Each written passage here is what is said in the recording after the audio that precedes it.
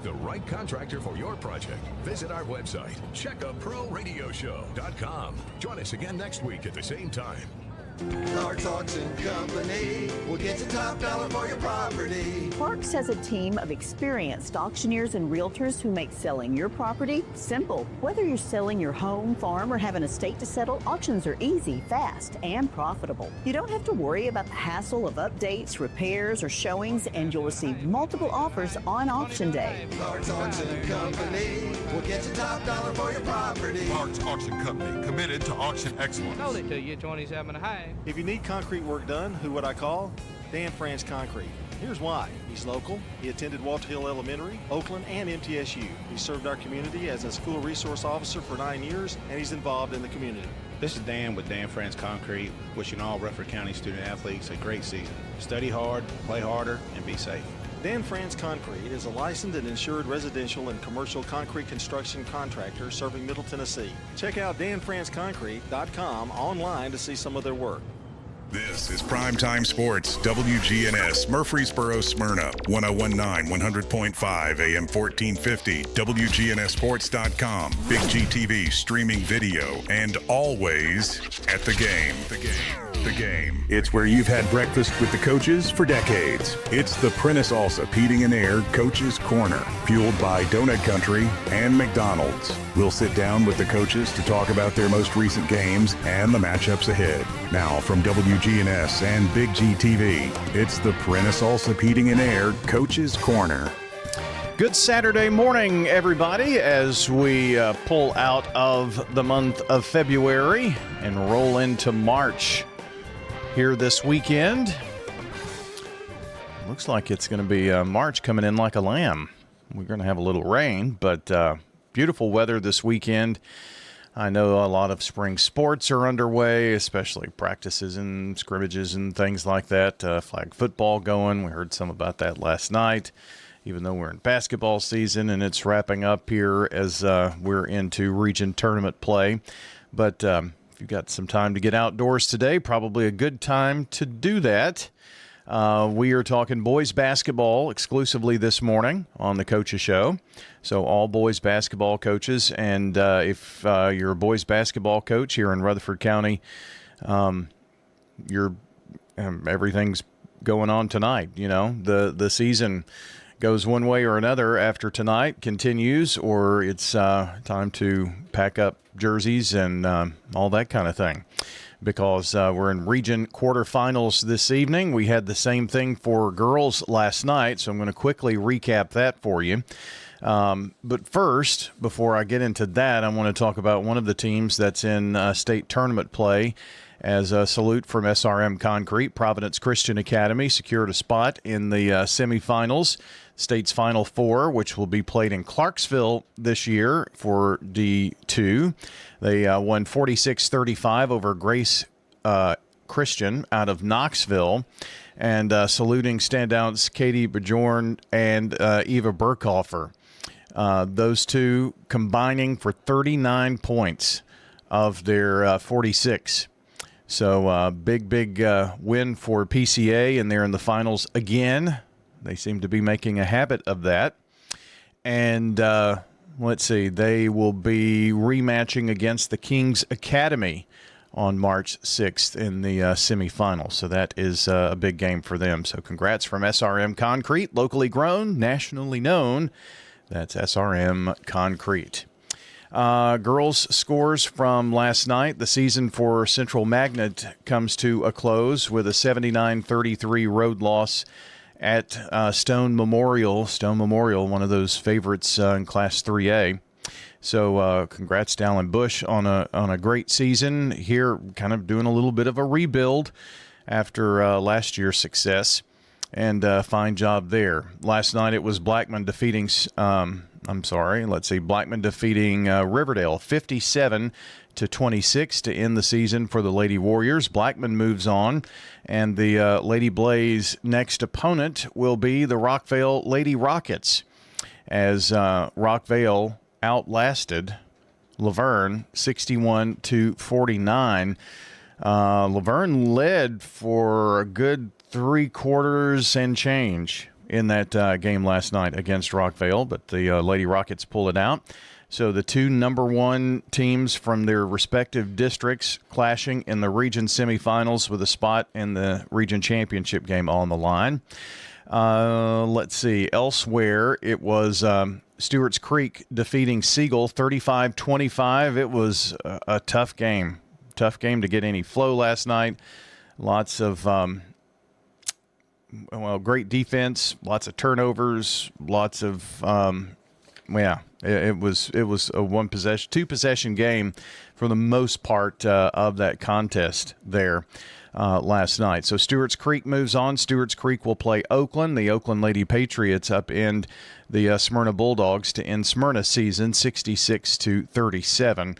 So it's Oakland versus Stewart's Creek. The winner of that game will play the winner of Blackman Rockvale in the region championship. Those games are Monday and will be here on WGNS Radio. Now to the boys. I think, let's see, Eagleville. I need to make sure I mention Eagleville girls. And the Eagleville girls fall on the road last night, and their season comes to an end, and it was a 64-46 loss to Fayetteville last night. So their season comes to a close with the young bunch that Chris Lynch has. Now to boys and what's coming up tonight here real quick, and look at the brackets. Oh, that's girls' brackets. Hold on. I've got so many papers here, I can't keep everything straight. So boys coming up tonight. Here is the schedule that we have for you.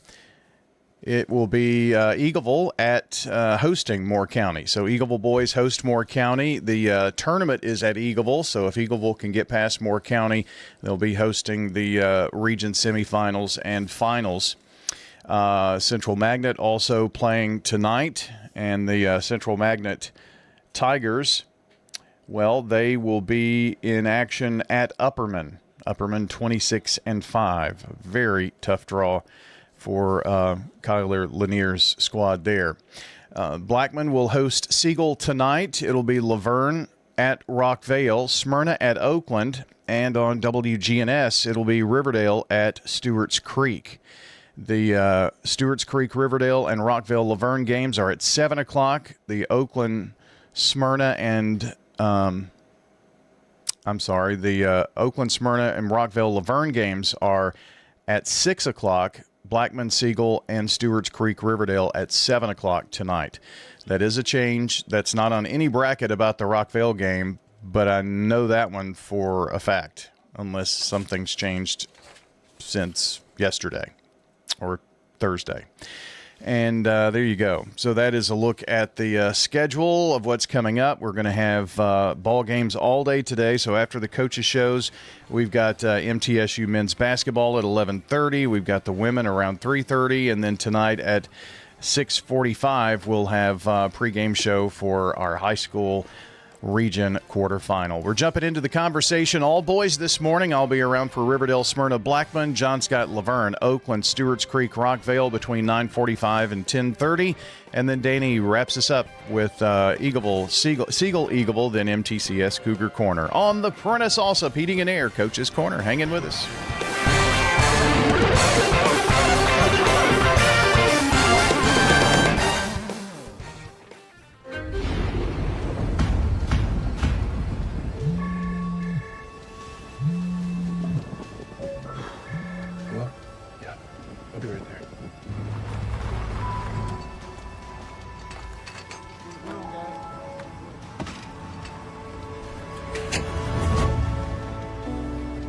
It takes all of us to power a community, both in plain sight and behind the scenes. Middle Tennessee Electric, bringing good energy.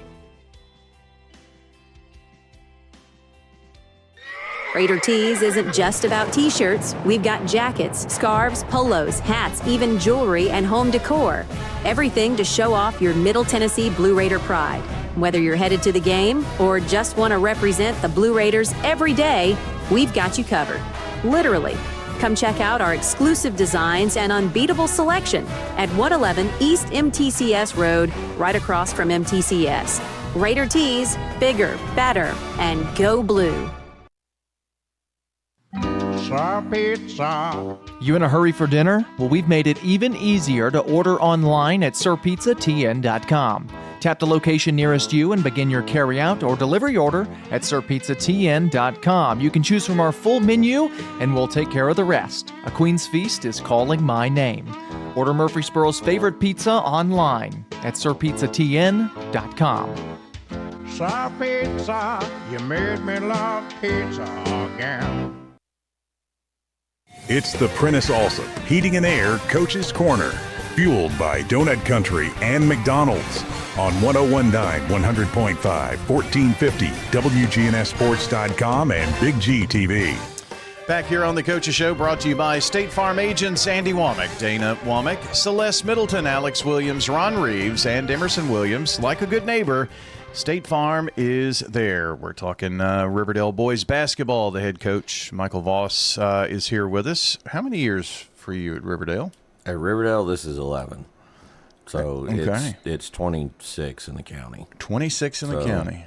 22 teaching, 26 in the county. Wow. Because, I started as a non-faculty at Laverne in 2000 with Wirt and have just stayed here ever since. And then you decided to get into education, and the rest is history, Well, huh? yeah, I made a mistake when I was in college, way back when, my first time through, of not getting my teaching degree. And so I had to go back. And that's when I was a non-faculty with Wirt at Laverne. Yeah. I was in school at MTSU getting my teaching certification, because it's not like it is now. Like now, It's much easier now, It's much isn't it? easier to get a certification now. Like I would be in year 26 teaching if the rules were the same then as they are now. Yeah. Well, and all of that coaching. I mean, coaching was the thing, I guess. Yeah, right? no, that's what it was for. That's why a bunch of coaches get into it. It's not like that. That's what somebody said. People like to say, "Well, you'd still be a teacher." I'm not guaranteeing that. Like it's all about it. For me, it's been about the sports. It's been about staying in competition, and I love being around the kids. But it's especially about being around my team, and so that's one of those things where I can't honestly say what I would be doing, because I don't know what I would be doing if I wasn't coaching. This is just the only thing I've ever wanted to do. One of the things that it's not even really a survey, but one of the questions that I want to ask now that we have gone through the regular season, now that we have gone through a 4-team district tournament, thoughts on that? We did see some upsets. Does it water down how you finish in the regular season? But it's always been a tournament sport. I mean, you can go back and forth. Just your thoughts on that whole thing. We had a big we had a big debate amongst the coaches. Williamson County did not play a district tournament this year. They had one district that was a 4-team district, another team that was a 5-team district. That 5-team district, the 4 and the 5 played. I went on Tuesday night when we were playing the championship nights, in an elimination game, basically, and whoever won that game was the 4 seed in the region for that district. We had a lot of debate about it. At the end of the day, what we kind of liked was we all decided that we liked getting those 2 extra games in at the end of the year, because it's basically a way to get 2 extra games at the end of the schedule. Plus, I do think this, when you look at the other side, they kind of went chalk as district regular season went. So did their district tournament. I mean, there wasn't really very much over there. For our side, when you looked at our district, Oakland really got going late. The first time through they go 0-3. Second time through they go 3-0. They were playing better than everybody else at the end of the year in our district, and so they beat Rockville obviously in that last regular season district game, and then beat them again in the tournament, and they did kind of get rewarded for playing better at the right time than everybody else. Yeah. You can make that same argument on the girls' side, for instance, too. I think you can. Like, I just think at the end of the day, the district tournament does have some merit to it. It's got a lot of merit to it. It was a way to get those 2 extra games, and we found a way to. It helped us a little bit because instead of us being the 4 seed off a regular season, we're the 3 seed now, and you just kind of look at the bracket, and it's a little bit more favorable bracket for us. Honestly, it puts you in a situation to decide what a coin flip decided on seeding, though, right? Yeah, and so, well, we didn't have There was no coin ours flip. was a coin flip for the boys. All the coin flips were in the girls' side. That's right. It was based on that last game of the regular season. It was, and we could have had a coin flip. Yeah. Honestly, at the end of the day, I'm not sure that the coin flip would have affected anything. That's when you look at who our coin flip would have been with. If we had won that last regular season game with Siegel, then it would have been a coin flip to see who played Oakland, who played Rockville. Both of those teams, honestly, were playing better than us at the moment. And so I'm not sure. I don't know if it affects anything, honestly, when you're talking about the seeding for today for the region tournament. We would have both, us and Siegel would have been playing in that 3-4 game, and we'd have had to go out and win it like we did. And so I'm not really sure that it changed anything on the boys' side. I do think on the girls' side it probably affected things quite a bit, the way that the tournament ended up falling. And end of the day, if you don't want it to come down to a coin flip, you got to do everything you can for it not to happen, and so I'm never sure on this what the best solution is. To me, it's just about going out and playing the games and doing what you got with the games in front of you. Whatever that is, yeah. I guess, and that group decision was made. Yeah. There could be another one next year. Who knows? I don't know. But you all will get together and talk about it, and that'll be much later on down the road. That's the thing. We'll get together in the spring and talk about it, and I'm fairly certain we'll still have district tournaments next year. I don't think that's going to change. No. We may change the way we do a couple of things. I do know that Williamson County, they're doing a region tournament all at one location.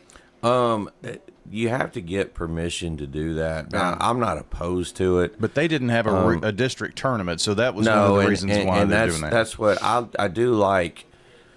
In our format, I like rewarding the higher seeds with home games. There should be a little bit of a reward for finishing first or second in your district. That reward is you get to play at your place. Mm-hmm. I like that because that's the way that, to me, I've been, like we talked about earlier, I've been doing this 26 years. That's how we've done it for 26 years. That's the way it's been. That first game has always been satellited out. Now, a lot of that goes back to when I first started at Laverne. We were in, our region was Clarksville, Henry County. You're talking about a spread out region that was all over the place. Mm-hmm. Our original district at Laverne was Gallatin, Hendersonville, Beach, all those guys. So that first round being satellited out there makes a lot of sense. Sometimes when you're closer, I don't necessarily know if it makes just a ton of sense to satellite it out, but I do think, again, there should be that reward for being the higher seed. Well, nobody in Rutherford County has more than a 15-mile drive. No, and that's the thing is we're all pretty centrally located. I do like the fact too that we're all playing at the same time. There's not going to be a first-round advantage of, hey, this team played at 1 o'clock, this team played at 7 o'clock. We're all playing at the same time, so it's going to make those semifinals equal. Michael Voss is with us. We're talking Riverdale boys basketball. I did want to just bring up a couple of players, and the first one that comes to mind for you as our SRM Concrete solid performer in the tournament for you was Braylon Burns, 14 points against Rockville, and I think he equaled that in the win over Siegel as well. Yeah, he either had 14 or 16. I can't remember what it was, but Braylon had a good tournament. That's what we looked at. A couple of things later in the season, he had a season, so obviously he's a football kid too. So he gets here from football. He's in football shape, and he hasn't touched a basketball in 4 months. He's got to play his way into shape. At Christmas, he got really, really hot and played really, really well. When we went up to when we went to the Christmas Classic at Westview. Played really well early in district play. Kind of hit a little bit of a lull for a week or so right after, and it was everybody right after that snow break that we had. And then here recently, over the last couple of weeks, over probably the last week and a half, has been playing really well again, finishing at the rim. When Braylon's playing well, he finishes well at the rim. When he wasn't playing well, like he was struggling a little bit, and when he struggles, he starts to force things some, and we talked about that, and he's done a great job of just kind of letting the game come to him here in the last little bit. And, there's a reason why he was all-tournament team, because he had 2 really good games. He had 6 rebounds in one as well. He had 7, I think, in the second game. Like, he played really well for us over this little tournament week. Yeah, I thought he was really a big spark for you guys. So the region tournament is set. You guys go to Stewart's Creek. This is not untested water, unlike sometimes, when we go into region play, you haven't played these opponents before or all season. But there is at least some familiarity. Well, I mean, it's the 3rd time that we've played in 3 weeks. Just the way that the schedule worked out. When we first went, again, last spring when we're meeting and we're talking about playing these region games and doing region play too. When we were at the scheduling meeting, me and Coach Jones had gotten together and we'd said, hey, we're going to play on, I think it was the 17th of February, that last Tuesday. And then whoever ends up being the host team in the region play draw will just play at the other place. Well, turns out we drew them the Tuesday before we played that next Tuesday, and now here we are playing them again, a Saturday later. So this will be the 3rd time we played in 3 weeks. We know each other. We had a chance up there. We played really, really well offensively up there. We couldn't keep the Nelson kid in front of us at all when we played up there, but we played really well up there. Found a way to stay competitive in that game, got beat by 5. Then down here, we came out really poorly early, got down 19, cut it to 5, and just ran out of gas. And so it'll be a competitive game tonight. Me and Coach Jones were talking about it earlier. It's going to be a fun night, and I think it'll be one of the best games in the county when it comes down to it. Yeah, I think when you look at it from top to bottom, this is a very tight tournament. You may have a favorite or two, but then you look and it's going to come down to how teams perform tonight. Does that help them going forward? You've got some hot teams that are coming off district tournament. Are they still that way? And so, coming off a win, going into the next tournament and tournament play has to be good for you. It is, because being that team that finishes 4th in the tournament is never fun. Because you're going in on at least a 2-game losing streak, a lot of times more, and that's where winning that game will hopefully give us a little bit of momentum. And you break down the brackets at the end of the day, you look at our side. Our side's got a chance to be very competitive, with the other game being a Smyrna Oakland. Like, you're talking about games that really were decided by single digits almost every night. Yeah. It's going to be a fun tournament. We will be at Stewart's Creek for the Riverdale and Stewart's Creek boys game tonight, 7 o'clock tip, and we'll see you there, Michael. Appreciate you coming in. See you, Brian. Thank you. Michael Voss, this morning, our guest from the Riverdale Warriors on the Coaches Show, brought to you by Ideas Tees, who'll be happy to help you fulfill all of your imprinted apparel, embroidery, and advertising specialty needs. Find out more at ideastees.com.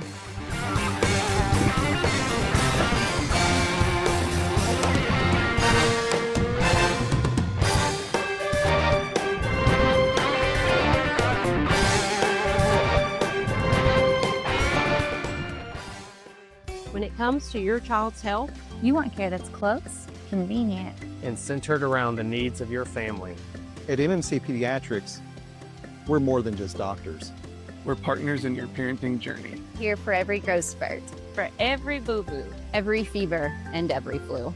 Our team approach means that your child always sees someone that knows them. We are MMC Pediatrics. We are right beside you, every step of the way. Craig's Tax Service at 142 Heritage Park Drive offers complete tax preparation, financial, and bookkeeping services. This is Brandon Craig with Craig's Tax Service. We're proud to support all Rutherford County athletes. Craig's Tax Service reminds you that it makes sense to get help with your taxes. Call 890-2233 for an appointment. We've been serving Rutherford County since 1988. Craig's Tax Service, 890-2233. We're just off Memorial Boulevard at 142 Heritage Park Drive. Since 1989, Franklin's Printworks has been Rutherford County's trusted print partner, delivering high-quality, fast turnaround printing for businesses, organizations, and individuals. Letterhead, envelopes, business cards, brochures, booklets, all that is still our bread and butter. We do it every day. Jeff Carlton with Franklin's Printworks. The needs have evolved for most businesses, and they're looking for a large format capability, or they're looking for a direct mail capability. We're glad to help with those. Franklin's Printworks, your local printing experts. It's the Prentice Allsup Heating and Air Coach's Corner, fueled by Donut Country and McDonald's on 1019 100.5, 1450 wgnssports.com and Big G TV. We're back here on the Coach's Show, brought to you by Craig's Tax Service, specializing in personal and business tax preparation, financials, and bookkeeping services. Find out more at craigstaxservice.com. Omar Smith, the head coach of the Smyrna Bulldogs, with us this morning, and boy, this time of the year, it's never ending, is it? It's not. It's constant. It's a constant grind. Between practice and this is coming up, and then you've got, film sessions and breaking down and putting together. I mean, these are long hours. Oh yeah, it's not for the faint of heart. You got to be ready to work, like I said, and on top of teaching responsibilities, it's a lot of work going on, but, it's what we signed up for, so yeah. We were doing some of the girls' games last night, and I'm amazed at how many spring sports offerings there are now for girls and for boys, too. Mm-hmm. And so you've got players on basketball that are also trying to split some time and at least get some practice in and things. So, I mean, it's kind of a tough time for the athletes too. Right. We've got, one that plays baseball. We've got 2 or 3 that play football. So they're about to get started with spring workouts coming up. So I walked out of the gym last night after practice. The flag football team's getting ready to play. Track's practicing. There's a lot going on. So, yeah. It's busy.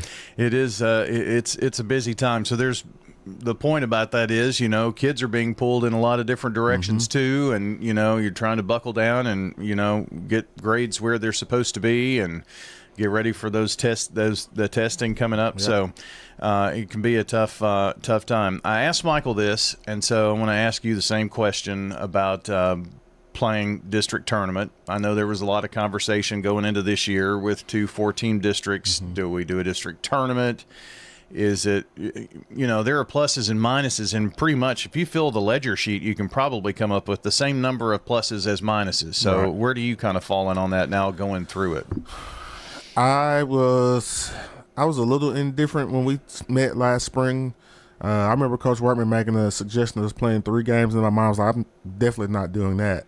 But then when you think about it, we just did that. Just did it. It's literally what we just did with the district tournament. So I'll be honest with you, I'm kind of leaning, if you ask me to vote, I'm going to vote to get rid of it for a few reasons, some of them financial. Well, you all hosted the tournament, so you would know that financial. Yeah. And, we had decent crowds a couple days, but they weren't great. I think we have a region tournament. I think you would have huge crowds each night. And just, so, yeah, if I had to vote right now, I would say I would lean towards getting rid of it. One thing that I've seen with those districts that are playing a region tournament, 4 games on Friday and 4 on Saturday is tough. Yeah. I mean, that's tough. It is. It is. But I think when you, like I said, if you get rid of that district, you give yourself a little leeway to kind of spread things out, possibly. You just got some options to work with for sure. Yeah. Well, I mean, it's an interesting conundrum that we're in, and I guess the biggest thing that I can see coming from it is if you do play 3 games or however you decide to do that, that does reward the team that finishes first in the regular season in the grind that takes months versus the team that maybe is hot right at that moment and can come out of a tournament. That is true. Me and my AD, we talked about this, and we talked about the other district of Rockville and Oakland, and thinking Rockville being a fairly new school, and those kids getting the opportunity to play for a district championship, whereas if you didn't have it, that wouldn't be the case. Mm-hmm. Or even looking at Oakland, thinking about how they started their season, and now they're hot, and they got a chance to go on the run and win the district championship. So, that's something you have to think about as well. So, it's hard to just completely say get rid of it because you have those type of storylines that you would lose. So it's something to really, truly think about. Well, the tournament for you was heartbreaking, I guess. I mean, you look at it and you may be talking about a handful of possessions in 2 games, and it's a different outcome. Mm-hmm. I mean, I think we got up 6 on Stewart's Creek third quarter, and it was back and forth in that fourth quarter, and had a chance to put ourselves in that championship game. And then you look at the Laverne game, we're up 14, I think, at one point, and it was a slow grind, and they just worked their way back into the game. And hats off to those guys; they just kept fighting and never quit. But like I said, we were very close to having ourselves playing it for a district championship for the first time, and God, I don't know how long, if that's ever even happened at Smyrna. So yeah. we were looking at possibly making some history, but didn't quite take care of business. I mean but it goes to the games come one at a time, and it was that first game against Stewart's Creek. I mean, we're talking about something totally different this morning, and where you're playing and who you're playing. Absolutely. If you win that game, right. And then the same in the consolation game, I understand too, but. Let me just give you the scores here.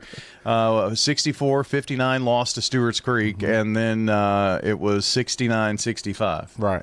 And so when you don't take care of business, you get to go play the hottest team in the county. So, but that's kind of been what Smyrna's had to do all year. Right. Yeah. I mean, yes, for sure. I mean, we have not made our jobs easy at all.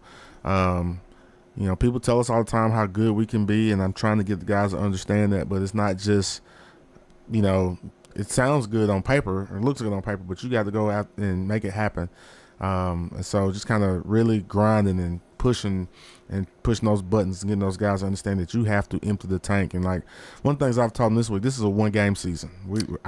We're not talking about Tuesday. Today is it. We're going to put all our eggs in the basket for today, and then we'll go shopping again tomorrow, hopefully for a new group of eggs. Well, there is no Tuesday without a Saturday. Right, absolutely. So, I mean, you got to take care of business today. You got to be locked in and focused. It's the first time this season that any teams that are playing in from our district, at least tonight, are facing an elimination, because the district tournament was an elimination. So, and many times that is the first tournament that is, but it's the region first round quarters that is the first time you face either win or go home. And I'll be honest, I think part of our issue has been, looking at our season, we had finished with a winning season, regular season, for the first time in 10 years. We got to the point where we knew, regardless of what happened in the tournament, we're going to finish at least 500. It was the first time in 10 years. And I think our guys knew that and kind of let that get in their way of what they really wanted to do. But now, talking to some people, and they say, hey, everybody's 0-0 at this point. So it's a new season, and you just got to go win the season today. Just some stats from the last couple of games. Corey Daniels, Jr., 26 points, 6 threes. For you guys, Caden Matthews had 18 in the consolation game, and gosh, he had 18, I think, in the 18 first round games. game. Yep. So good tournament for you guys. Yeah. We got, like I said, we got some guys, some individuals. People tend to talk about Caden, and rightfully so, and people talk about Jan, rightfully so. But we've got some other guys who can step up and put it in the bucket as well. So, if you want to just key on those 2 guys, good luck with that. Yeah. Well, we want to highlight those kids this morning from SRM Concrete, locally grown, nationally known, our solid performers for Smyrna, and you're going to need that solid performance tonight against, I don't know, look up and down or across the state, maybe one of the hotter teams that's playing 4A boys basketball. Absolutely. He says it's a marathon, not a sprint, and you can see they've bought into that. And 9 games in a row. our job is to figure out how to put a stop to it. I know they're going to bring their best shot, and they're going to be well coached and ready to go, and we're going to be well coached and ready to go as well. It's just going to be who's going to go execute the best. You know that you've got the horses to play with anybody, though. Absolutely. And it's just a matter of those guys. Like I said, it's a one-game season. I think they've bought into it. We've had a good week of practice. Guys have been locked in and focused during film. Guys have been asking questions. How do I do this? How do I defend in this situation? What should I do here? So I think the focus has been better than it has been all year. So I'm excited about tonight. My wife asked me if I was nervous. I told her I wasn't. What's going to happen is what's going to happen, but I think we're ready to go for sure. Well, good luck tonight, and maybe we'll see you next week, hopefully so, and playing some ball. We're saying that to everybody, so you know how that goes. Yeah. But, one game comes down to tonight. I hope folks will come out. If you're a Smyrna fan, you need to be at Oakland tonight. It's going to be 6 o'clock, right? 6 o'clock. Okay, so 6 o'clock tonight at Oakland High School. Omar, it's been a pleasure talking this morning. Appreciate it. Thank you so much. Omar Smith joining us, the head coach of the Smyrna Bulldogs here on the Coach's Show, brought to you by Sir Pizza. Their 3 Murfreesboro locations offer a huge selection of mouth-watering pizzas, sandwiches, pastas, and wings. Order your favorite online at sirpizzatn.com.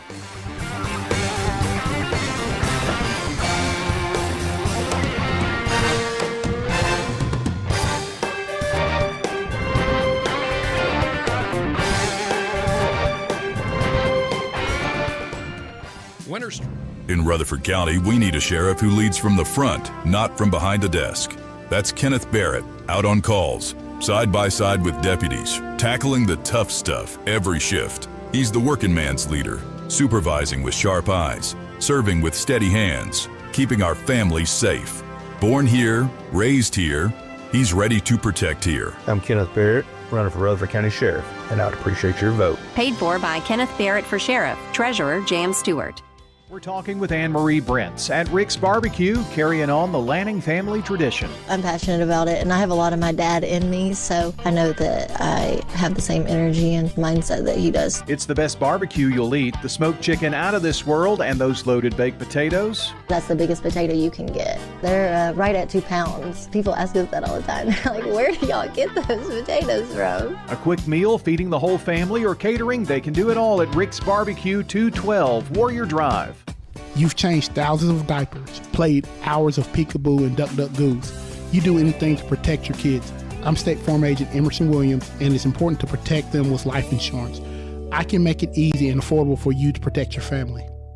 With the service you get from State Farm, you might think our car insurance costs more. I'm State Farm Agent Andy Wama. Give me a call at 615-890-0850 and let me show you with discounts up to 40%. You may find it even costs less. It's Brian, and as a customer of First National Bank of Middle Tennessee, let me tell you how they can show up for you. Whether I need help navigating a financial decision or just a question, I know I can pick up the phone and talk to someone who's right here in our community. In a world that's becoming more impersonal every day, it's good to know that First National Bank of Middle Tennessee is always there with real people who care. First National Bank of Middle Tennessee. We show up for you. Member FDIC, Equal Housing Lender, NMLS 401715. Tennessee Orthopedic Alliance takes great pride in treating local athletes here in Rutherford County. Experts in joint, bones, and muscles.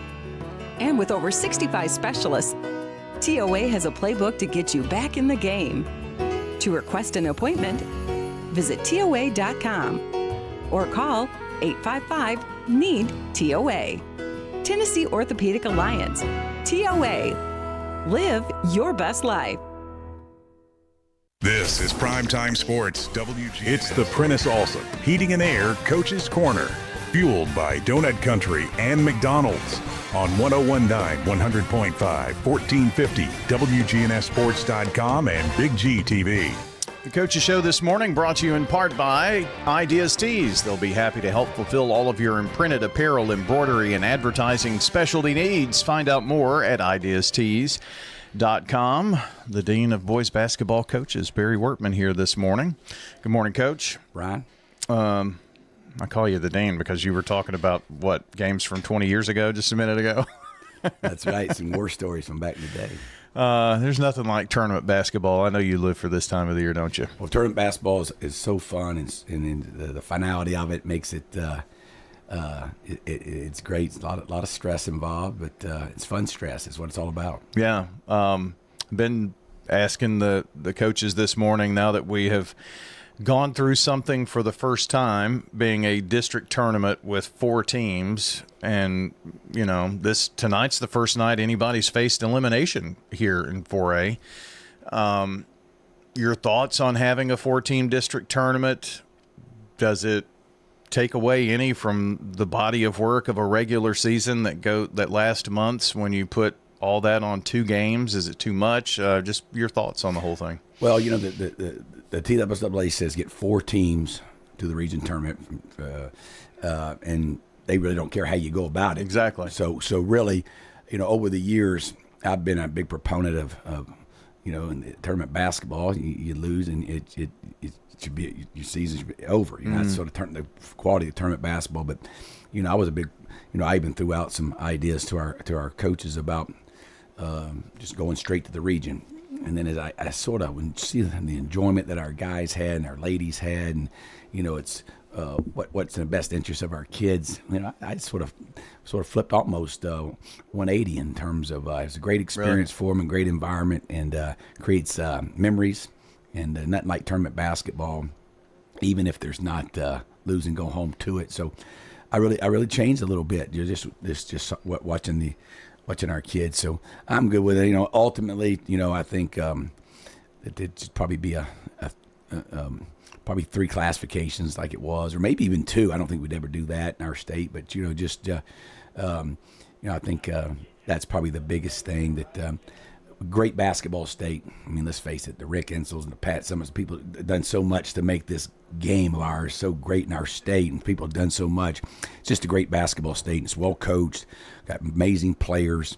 So just anything you could do to make the tournament as good as it can be, I think, is in the best interest of basketball and our players. And I'm for anything. But I think they'll got a great leadership in our state, and I think they'll find a look at this and be able to evaluate and sort of see what's best for the game moving forward.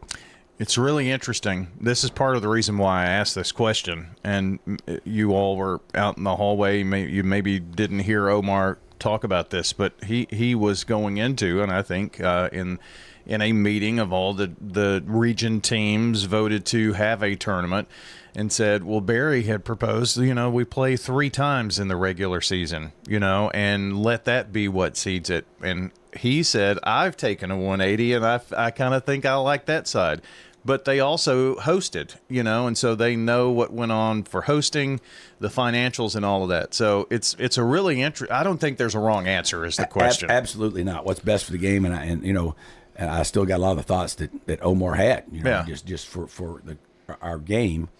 But when you get to see kids hold up a district all tournament plaque, when you get to see kids rush out onto the floor for winning district championship, those are the things you're talking about. That's sort of where I went with it. In the spring and the summer, it's like, I don't know, man, 14 district. When it was 18 districts and 10-team districts, that you could handle a team losing in advance a little bit. It's still not, from my background, what I think is best for our game, but when you can sort of get your head around, hey, how do you get 4 teams to the region tournament? However you want to do that, and what's best for kids, I'm good with it. Yeah. It's an interesting question, and I don't think there's a right or a wrong answer to that. But just freshly going through that, you did win the district tournament, and that's something that this group, when they come back in 10 years, they will get to celebrate together, and maybe other things coming up here, but that's one of the things that they'll celebrate. Brian, absolutely. We've tried to be a program that's for each other and play for something bigger than yourself. And if you do that, winning's a byproduct of that, and having to sacrifice. We had so many kids over the years sacrifice, and this team in particular had so many players sacrificed for the betterment of the team, whether it's minutes played or what the style of play may not be best for them, but it's best for our overall program, what we're doing defensively. But, I think what encapsulates our team is Latham. Awesome. Latham's had some unbelievable practices for us, and he's he's been so good. He's had an impact on some games, but probably not quite the season he would have hoped, on the floor. But, man, I think he'll take some of the good times and the challenges and take them on to his work career. And it's God's other things you got to deal with. But he's been so good, and the spirit and the joy, playing for something bigger than himself, just is revigorating me. When I come to practice I really enjoy taking a little time with the guys before we get started stretching and just seeing the juice and what he's done, and a lot of our guys, but in particular. And I think tournament basketball and having those type of things that you can, come back 10, 15 years and celebrate, and at least maybe bring your kids and show. Yeah. When we honor that. We're fortunate with Mr. Lawless and Justin, all Smith, all of our former administrators have been poured into us in every sport and academics to honor legacies, and we really value that at Blackman basketball, honoring the former players and the legacy. And Team 26 is hopefully going to do some good things going forward, but if not, they've been a really nice legacy of playing the game the right way and playing for something bigger than themselves. Barry, you've been involved in basketball how many years here in the county? Wow. Let's see, this is year 36. Good question. 16 at probably 25, 26 years in the county. You seem, the reason I ask is you seem just as excited to go to practice and get ready for a game today as you were 10 years ago or 15 years ago. I do. I love this game. You're eating up with it, aren't you? I really love the game. I was fortunate. I had a dad was a high school football and basketball coach. I can remember getting off the bus and going to practice in kindergarten, and then I can remember, when other guys were 5 and 6 years old, I was in a locker room in Gainesville, Georgia. The great Jody Davis, the catcher for the Cubs, hit about a 75-foot shot to beat my dad's high school team. And shoot, I'm in the locker room crying with a bunch of 17-year-olds, and it's just been a part of me all my life, and I love it. And as I say, I don't have much, but everything I owe to this game, and I owe to a lot of kids that have committed, and it's been such a joyride. I don't want it to end. And no specific names, but there are kids that this is a game that changed their life. Just all of them who play it changes them in some form or fashion, but it might have been something that saved their life, something that forced them to get an education that they didn't think they wanted at the time. Sport does so many things, but we're going to get too philosophical, so I better move on here from that. But basketball is one of those tournament sports, and you want to be playing well this time of the year. You also want to be playing well going into it. I think you've been able to check off those boxes. For the most part, we really have. We play well, the healthiest we've been. I think our team is right. We've had short, crisp practices. I thought Braden Flowers had his best. His energy is really high, and our guys feed off him and a couple other guys on our team. So, I always tell our team it's good to be excited, but you got to be ready. And I think we got a combination. Our team has got great spirit. They don't want it to end. They're ready. They're focused. We got a lot of our scouting into the game the other night against Stewart's Creek, and our guys were amped that they could do that. So you got a combination of a bunch of guys that don't want it to end, playing with great spirit and joy, playing for each other. So I'm very honest with our guys. I always tell them about the finality of it, and I always tell them about my last game that I ever played in the locker room in Columbus, Ohio, and the fairgrounds, and they sort of laugh, but I want them to know that it does come to an end, and you got to be ready, and you just want to be playing your best basketball and playing have no regrets. And we call sleep in the streets, just be letting it all hang out, and that's what we'll do. And if it ends tonight, we sure don't want it to, but I can say this team is ready to play its best basketball. We're going to play the Siegel Stars at home, and you all have had some wars with Siegel. One in particular, if you want to talk about a heartbreaking moment for Blackman, may have occurred last year. Yeah. I got a lot of respect for Siegel. They play defensively. They got a nice scheme, especially in the half court. We'll have to be a little more efficient than we were last time, and we just be honest with you, we couldn't keep the ball in front of us, and they drove us and were inside us, and I thought we shot balls over the top of the defense with not much purpose. Give credit to them. So this year we were fortunate to come out with a nice win. But yeah, they we haven't lost many regional semi games over the last 16 years, and lost 2, and that one was probably as tough of a loss we've had. So, but these kids remember that. They do, and we talked about it a lot in the preseason, our weight program and conditioning program, and we've let it go since then. But you're right, Sure. That's one of those games that I always say when I tell the guys when I'm working out and jogging, that's one of the games that comes to my mind. I think it. I don't know about motivation. I think you're self-motivated by wanting to be the very best you can, but it does make sure that we're on razor's edge and know that the game could end just like that. We don't want a locker room that we had last year for sure. Well, for many of these guys, that is something that they're going to think about maybe when they're stretching today, going through warm-ups or whatnot. One final thing, too, the last time we got to see your team play, I think Jalen had a little injury of some type. Has been able to come back, actually won the MVP of the tournament. So you need that kid to be MVP level, don't you? Well, he's a talented young man, and he's a very unselfish player, and he makes our team better.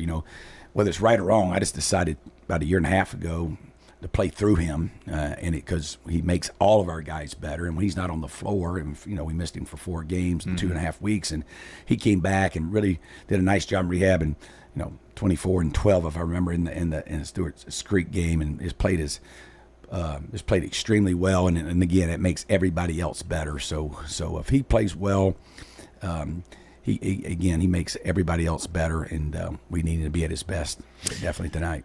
Coach, you are hosting tonight. It's always good to be hosting in this region quarters, and it's the Siegel Stars, and you try to win tonight to move to Tuesday, and so we'll see how that goes for the Blaze. We wish you good luck this evening. Okay, Brian, thanks so much. We're excited about tonight. Appreciate it. Barry Wertman joining us this morning here on the Coach's Show, brought to you by Dr. Automotive, the cure for your car, professional auto repair and maintenance from ASE certified mechanics and master mechanics.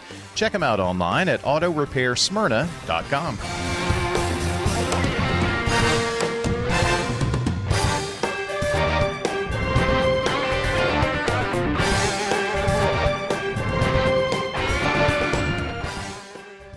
Hey, Rutherford County sports fans, from auto, home, renters, business insurance, and more, trust your local State Farm agents. Celeste Middleton, Ron Reeves, Emerson Williams, Alex Williams, Dana Womack, and Andy Womack.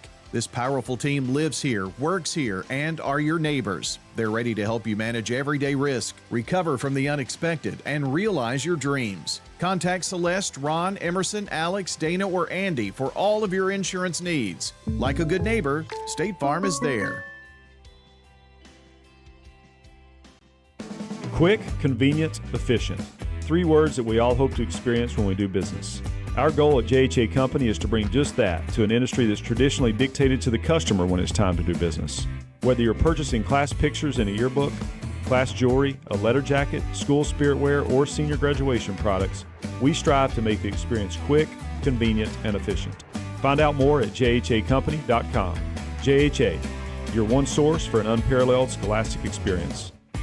This is a paid legal ad. There are no bad questions. I would encourage anybody who has been injured and they believe it's somebody else's fault to reach out to us. There's nothing wrong with asking questions, and we're happy to give answers. Turn left, they're there. You turn right, they're there. They was just there. And to me, they're the number one. They're the number one in the world. Trust the lawyers other lawyers trust. The law office of John Day, they were great. Trust the law offices of John Day. They saved my life.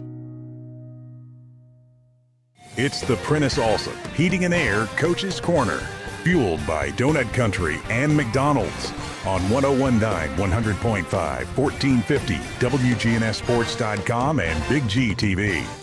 And this portion of the Coach's Show is brought to you by Middle Tennessee Electric, serving our community by providing affordable, reliable, and safe electricity. Online at mte.com. John Dinkins here with you. Michael Greenwood, our visiting coach from Laverne. And Coach, it's been an interesting week for you, interesting couple of weeks, and congratulations on the big win against Smyrna. And I know you guys have been waiting for that moment for a long time. Yeah. It felt great. It felt good to see all the guys smile together and just get to celebrate it. big weight lifted, and we're hoping we can take that momentum into the next one. You know, it is funny. It doesn't take much to turn around. It doesn't. You know, and I think it's a long time coming. But you were in a lot of these games that you played in, and how did they react after the win? I'm interested to find out, because I know you were happy, but they had to be ecstatic. Oh yeah, they felt good, and I know they felt good walking through the school. It's all about the peers. You want to be able to look your peers in the eyes and say we did it. It was against a rival, so that always feels a whole lot better. But yeah, everything just felt lighter this week. It felt a lot lighter. We've been talking about these districts, and we were out there before we came in here, but it's been a little different year. Now, it's your first year, so I don't know if you know that it's been any different, but it just seems like it's been a lot quicker. The years gone by a lot faster, and you've been playing the opponents that you have in the district. Well, you played them pretty quickly, and I mean, you got through that round pretty quick, didn't you? Yeah. And especially with that snow week, where it canceled a week. So then it was just 6 games all bunched up together, and you just had to sprint through them. So it did. It went by super fast. Tell me a little bit about the season before we get into the district or the region here. I know it's been a tough, and you mentioned something to me or out there too that I thought was interesting. When you were hired, you really didn't have a lot of time to meet your players or to get to know them. You didn't have a summer to go over that, and that had to be a little bit of a regression in itself, I would think. For sure. I think every coach knows and appreciates how important the off season is. This was a year where I really, really got to feel how important the off season is.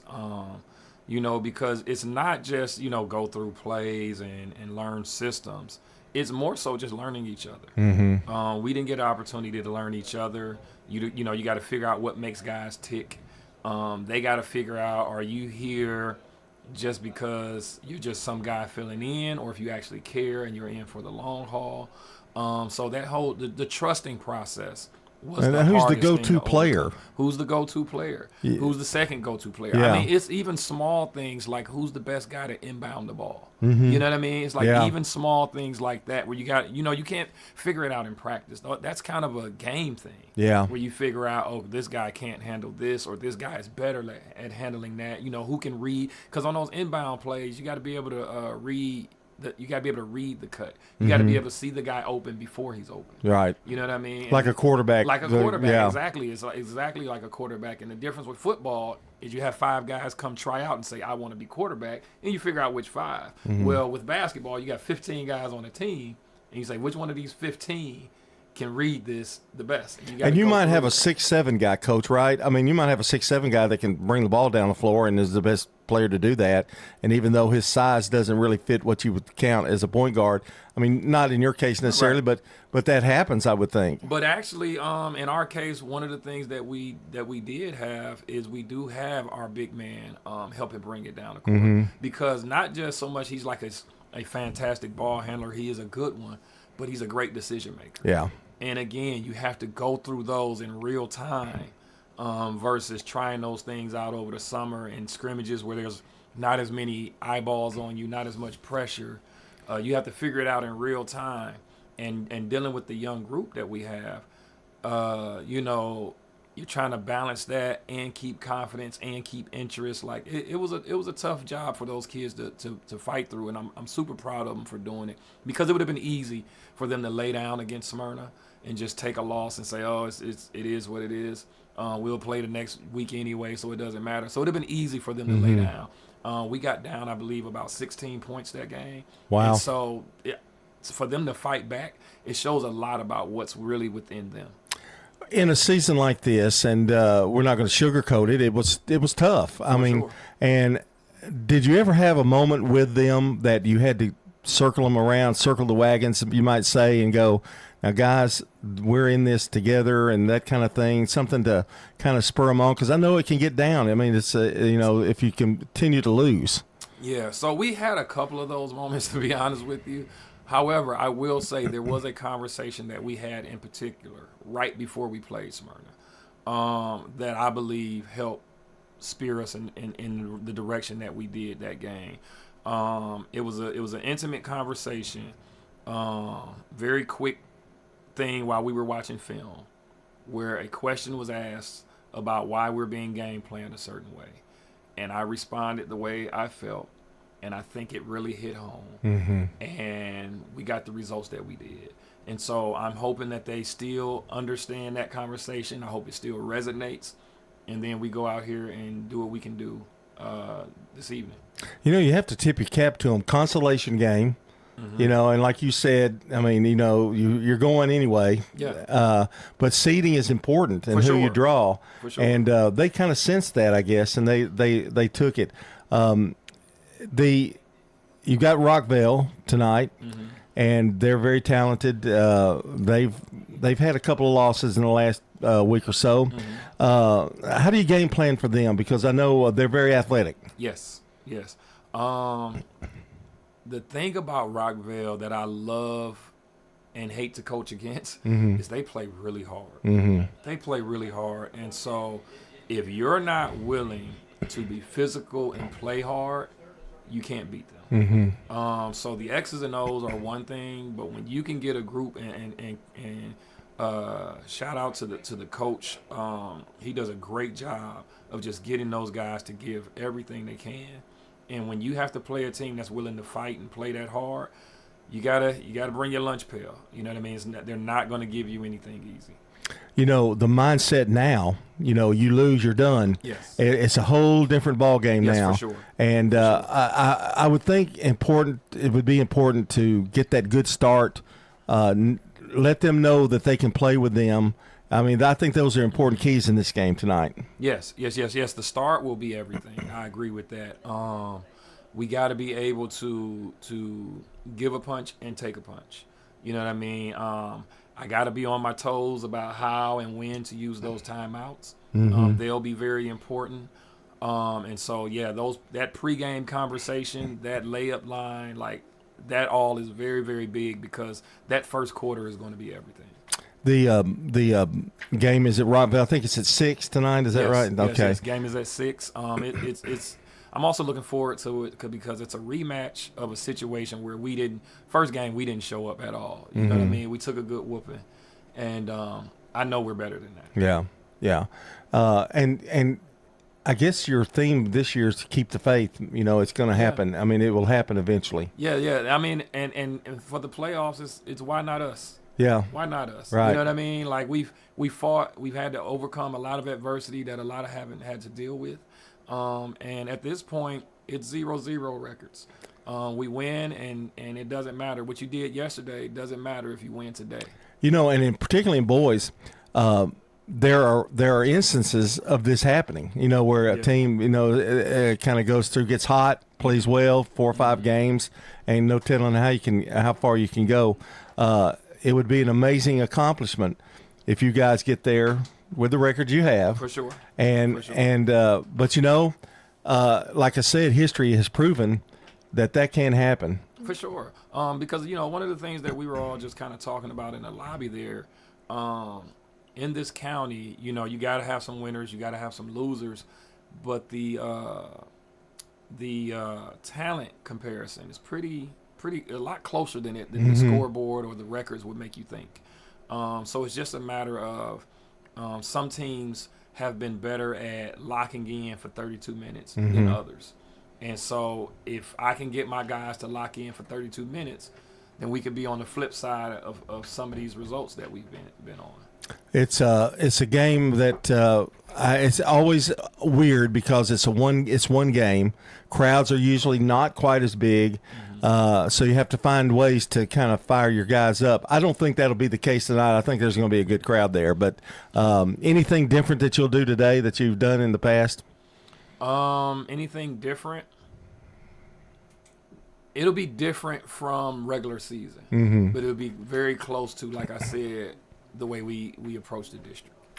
And next year, regardless of what happens this year, having that summer to work with these guys is going to be so invaluable for you, isn't it? Oh yeah. I can I'm excited about working with my younger guys. We got an outstanding group of freshmen who was an integral part of that win against Smyrna because they come with such positive energy. Yeah. And so even though they didn't get in, the support, because like you say, you need all the support. You need everybody rallying together. So they were an intricate part of that. The summer will be very important. But I'm trying my best not to look too far ahead and just focus on tonight. The old one game at a time. One game at a time. Michael, it's appreciate talking to you, and tell Theo that our old principal said hey. We'll do. Always a pleasure. Thank you. All right, that's Michael Greenwood. Got a big game tonight against Rockvale, 6 o'clock game time.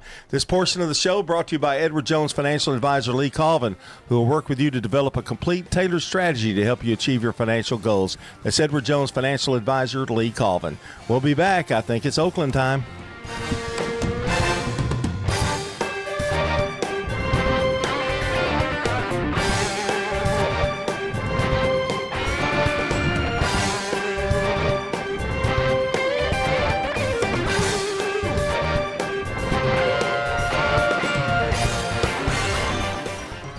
What's the location of your emergency? I think my kid OD'd. Hi, I'm Craig Harris. I'm County Commissioner of Rutherford County. One of the reasons I ran for office is because I wanted to bring awareness to the opioid epidemic that's impacting our county. To stop providing this epidemic with people as we educate. We have a lot to do, and we have to come together as a community because this problem's not going away.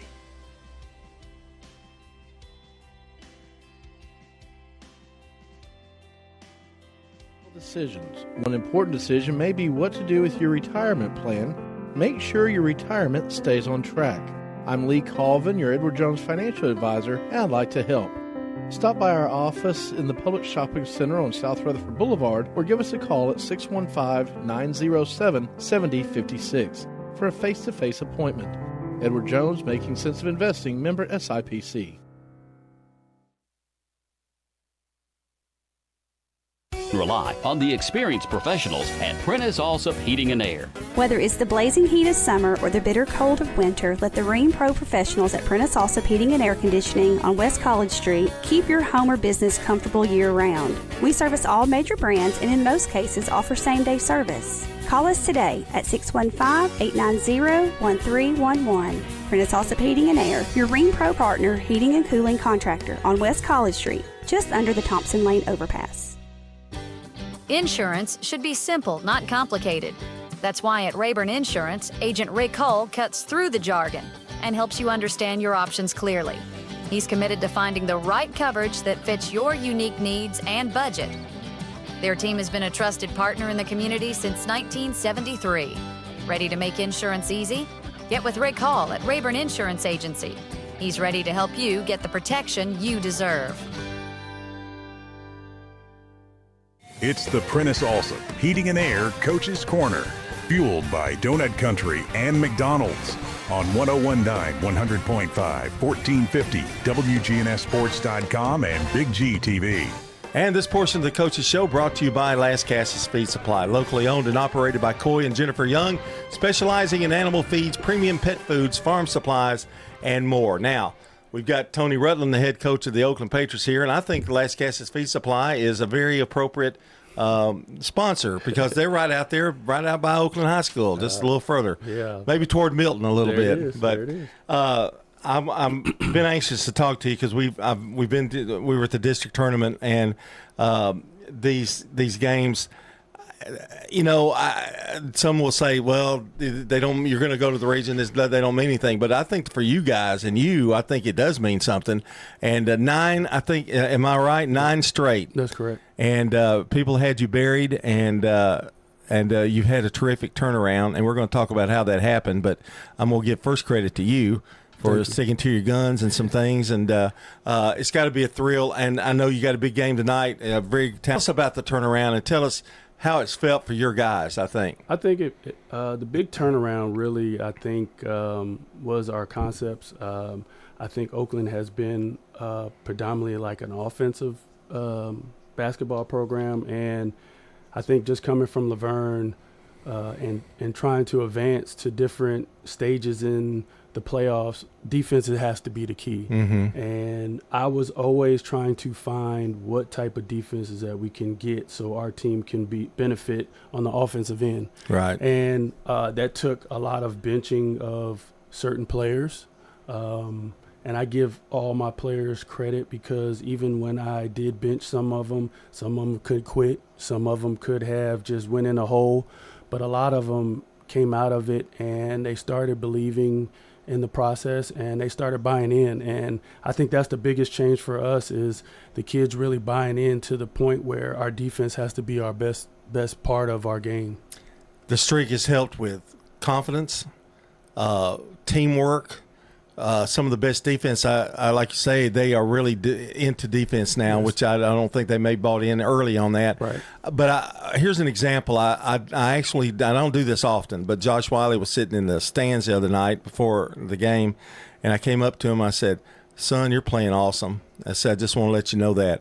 And and usually they don't know how to react to that. The biggest smile came on his face and said, "Thank you, sir," and said, "I'm just happy I can do what I can do." Yeah, I mean, for him, he has been in this run one of our best players to go. And, you know, in the beginning of the year, I told him, I said, listen, we won't win a game if you're my leading scorer because he does so much for us. He can rebound, he can pass the ball, play defense, and he can score. And that's what I meant by that. Like, I don't need you to be the leading scorer. I need you to, one, be a leader on the court. Give me everything that you got. And I get more on him. I even take him out of the game when I see him not smiling, because in practice he's always got that big smile and he's playing well. But you know when he gets down on himself, he carries it into 2-3 different plays afterwards, and and it shows on the court for us as a team. And if you're going to be like that, I got to sit you down and put him back in, and then he starts to smile, and then you see the game starts to change again. And I think that's the biggest change for him. Is he's not holding his emotions on his sleeves, and he's letting that play go and is going on to the next one. Well, I have to admit that was not the reaction I thought I was going to get from him because an old man just coming up to you in a game and before a game and saying that. But he was so humble. I mean, just really a great attribute. And I want to talk about we know about Malik and how hot he's been and playing well. But before we get to that, I want to talk about the unsung heroes a little bit. Bass is, I think, played out of his mind, and he's just that little spark plug that gets you going. Man, he's our glue. He's our MVP, honestly. And, I told him that after the district tournament, it's not about the points. I mean, I believe in the semifinals he had 7 points and 7 assists. And I told him we go as far as he takes us. If he's going to be slow, we're going to play slow. If he's going to be fast, if he's going to get us in the offense. And, he's that guy that's I call them my gnats. Like, they're just everywhere. Like, defensively, they're just around you. They're so quick. And he's the one that really has been holding us together. And it took him some time because he came off the football field. But, he's starting to get more into the basketball aspect of it. And I told him this summer, I'm going to take him out if he doesn't shoot.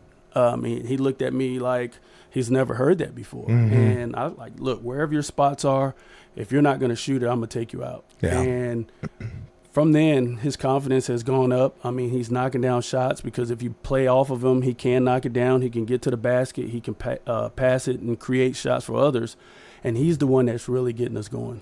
And Cobb has made a change in his game. He's more of a driver, a penetrator. I think he got where he was relying on the three all the time, but now he's taking it to the hoop a little bit, and I think that's really helped too. Yeah, he's gained about 15 pounds of muscle. He's worked on his body, and he's strong now. And, if he's not making shots, I want you to get to the free throw line. I tell all my shooters, you have to see the ball go in. And whether it's that get to the basket or, get to the free throw line, he has to see the ball go in and his confidence will go up. And, he's playing better, a lot better, stronger. And we're still waiting on that big game where he's going to give us 7 threes, 8 threes, because it can happen at any time. But for him, I think it's just seeing the ball go in. Malik, now we get to Malik here. The game the other night was Siegel. Yep. They did a really good job of going with him and didn't get a lot of shots. It didn't really but it didn't frustrate him. I didn't think and then he hit a couple of big ones down the stretch. He just waited for his opportunity, and there it was. Well, I think Siegel tried to play a boxing one on him, and they put like one of their taller physical players on him, and he started to get frustrated. But he's coachable. Mm-hmm. I'm on him all the time, every day. If he thinks he's doing something right, I'm going to tell him it's wrong, but I'm going to teach him in the right way.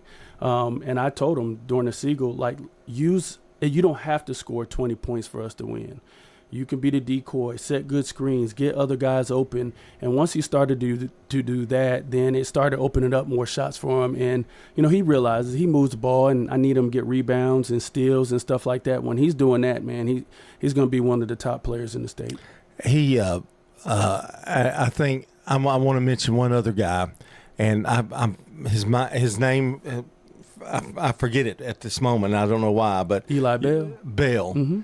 That kid wants to win more than anybody I've ever seen. I mean, every play is like it's almost like his last one, and I think sometimes that's to his detriment a little bit. But he gets in some foul trouble some. But oh gosh, he loves the game. It looks like Eli Bell is our energy guy. Yeah. He's playing out of position right now just because he's one of the tallest guys on our team, but.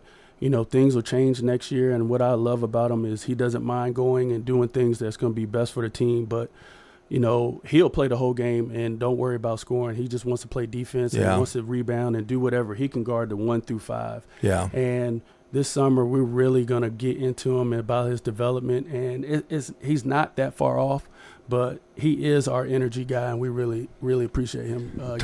Tony Rutland's our guest here on the Prentice Allsup Heating and Air Coach's Corner. Where do you think the turnaround came? I mean, and let's even disregard games coming up. I mean, where do you think the turnaround for your guys came? What was there a specific game that you say, okay, I think we may have gotten it? Yeah, I think when we played Louisville Male over the Iverson Classic over Christmas break, we beat them, and they were the number 1 team in Kentucky, and they had guards, one of the top guards in the country, and we beat them. And it was our defense. It wasn't our offense. It was our defense that really, really got us going, and we started to figure out what our role was. After that, we played spurts. We didn't play like 4 quarters. And when we played Blackman and we lost to Blackman, I thought that was one of our best defensive games, although it wasn't our best offensive games. And then I think we turned around and played Rockville, I believe. Mm-hmm. That was 2 games that we lost that I felt like we could have won. And since then, I think we turned it around and we were able to put it both together on offense and defense, and we realized like that was the best way we needed to play. I wanted to mention, too, that your bench has been pretty solid, too, and some key minutes for some players, particularly when somebody gets in foul trouble. There's 2 or 3 of them. That gives you that little added depth that maybe you didn't have at the beginning of the year. Yeah, and I think that comes from just playing a little bit throughout the year and crunch times because we were trying to figure out what we were going to do. And, when I sat Josh down, I put somebody in, and that gave him more experience. So our bench is going to be there. They're always going to be ready. And, we'll see how it goes. Got Smyrna tonight. That's a big test. It's a tough test. I think, coming off a loss to Laverne, they're going to be hungry.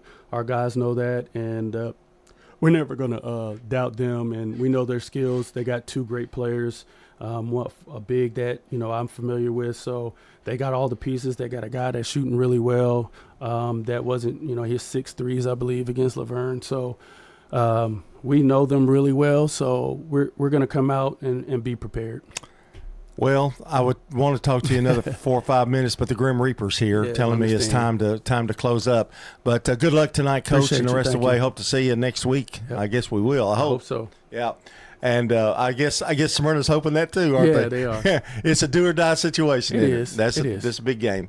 All right, Coach Rutland's been our guest here. This portion of the show brought to you by Prentice Allsup Heating and Air, family owned and operated since 1977. Get the best service with Prentice Allsup Heating and Air online at PrenticeAllsup.com.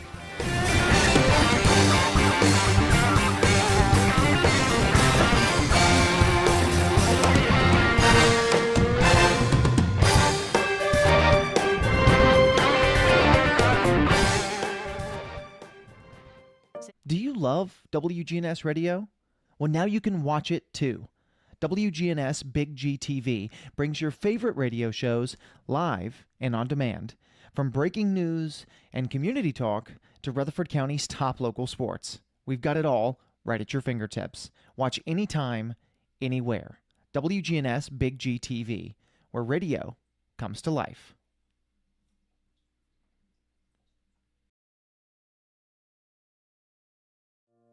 Craig's Tax Service. We perform tax preparation, individual tax returns, corporations, partnerships, and all your payroll bookkeeping needs. Brett Craig with Craig's Tax Service. Craig's Tax Service is located just off Memorial on Heritage Park Drive. You can contact us at 890-2233. It makes sense to get help with your taxes. Call 890-2233 for an appointment. We are proud to support all Rutherford County student athletes. Craig's Tax Service, 890-2233. At Dr. Automotive in Smyrna, we're committed to providing local car owners with top-notch auto repair services. Let's hear what some customers have to say about Dr. Automotive. I just really appreciate Danny and his whole team. I always feel like I'm going to get great service and the right outcome. You just don't find any better people. He's always been very good. We've got the cure for your car. Dr. Automotive, keeping your car running smoothly mile after mile. Visit our website, smyrnaautorepair.com. In Rutherford County, we need a sheriff who leads from the front, not from behind a desk. That's Kenneth Barrett, out on calls, side by side with deputies, tackling the tough stuff every shift. He's the working man's leader, supervising with sharp eyes, serving with steady hands, keeping our families safe. Born here, raised here, he's ready to protect here. I'm Kenneth Barrett, running for Rutherford County Sheriff, and I would appreciate your vote. Paid for by Kenneth Barrett for Sheriff. Treasurer Jan Stewart. It's the Prentice Allsup Heating and Air Coach's Corner, fueled by Donut Country and McDonald's on 1019 100.5, 1450 WGNSsports.com and Big G TV. And this portion of the Coach's Show brought to you by State Farm agents Andy Womack, Dana Womack, Celeste Middleton, Alex Williams, Ron Reeves, and Emerson Williams. Like a good neighbor, State Farm is there. John Dinkins back with you here, trying to wrap up part of this show, the middle part anyway. And our guest this morning, Coach Adam Jones of the Stewart's Creek Red Hawks. And, Coach, how are you this morning? I know you got an exciting game to look forward to tonight. Hey, John, I'm doing well this morning. And, yeah, we got a big game tonight. The plan is to enjoy the beautiful day in the afternoon and go get it done tonight. You know, that's what makes it even harder when the days are beautiful this time of year, and you do have a lot of them. Then you got to play basketball. But, boy, everything's on the line tonight. It's do it or go home, I guess. And everybody knows it, all the fans, both teams, coaches. It kind of makes it it's one of those goosebump kind of games, you know? Yeah, it definitely is. And like you said, these days, especially Saturday when we're out of school, it's, you know, you just spend a lot of time just waiting around, thinking about it, all that sort of stuff. But we'll get the kids here in the gym in about an hour or so, get a little shoot around in, kind of break the day up a little bit, and then let them go home, hang out, come back, and be ready to rock and roll. But, yeah, it's like you said, it's win or go home. So this is the fun time of year, though. This is kind of what you put in all the practice for and play the season for sure. This year has been a fun one for you guys, and you're one of a few teams that finished over 500 for the season, and I know you're proud of them for that. And 4-2 in district play. We go in and we have a win over Smyrna, 66-63. Now, here's a team that is really, really talented, and they can give you problems anytime, anywhere. And you were able to come up with a big win over there. I thought that was important. It was definitely important. I mean, one, we did talk about the kids, having a winning record, all that sort of stuff, although, it should be better than what it is. I'm sure every coach can say that. There's games out there that, we should have won that we did not. But going into Smyrna in the district tournament and beating them for the third time and at their place, that's not easy to do.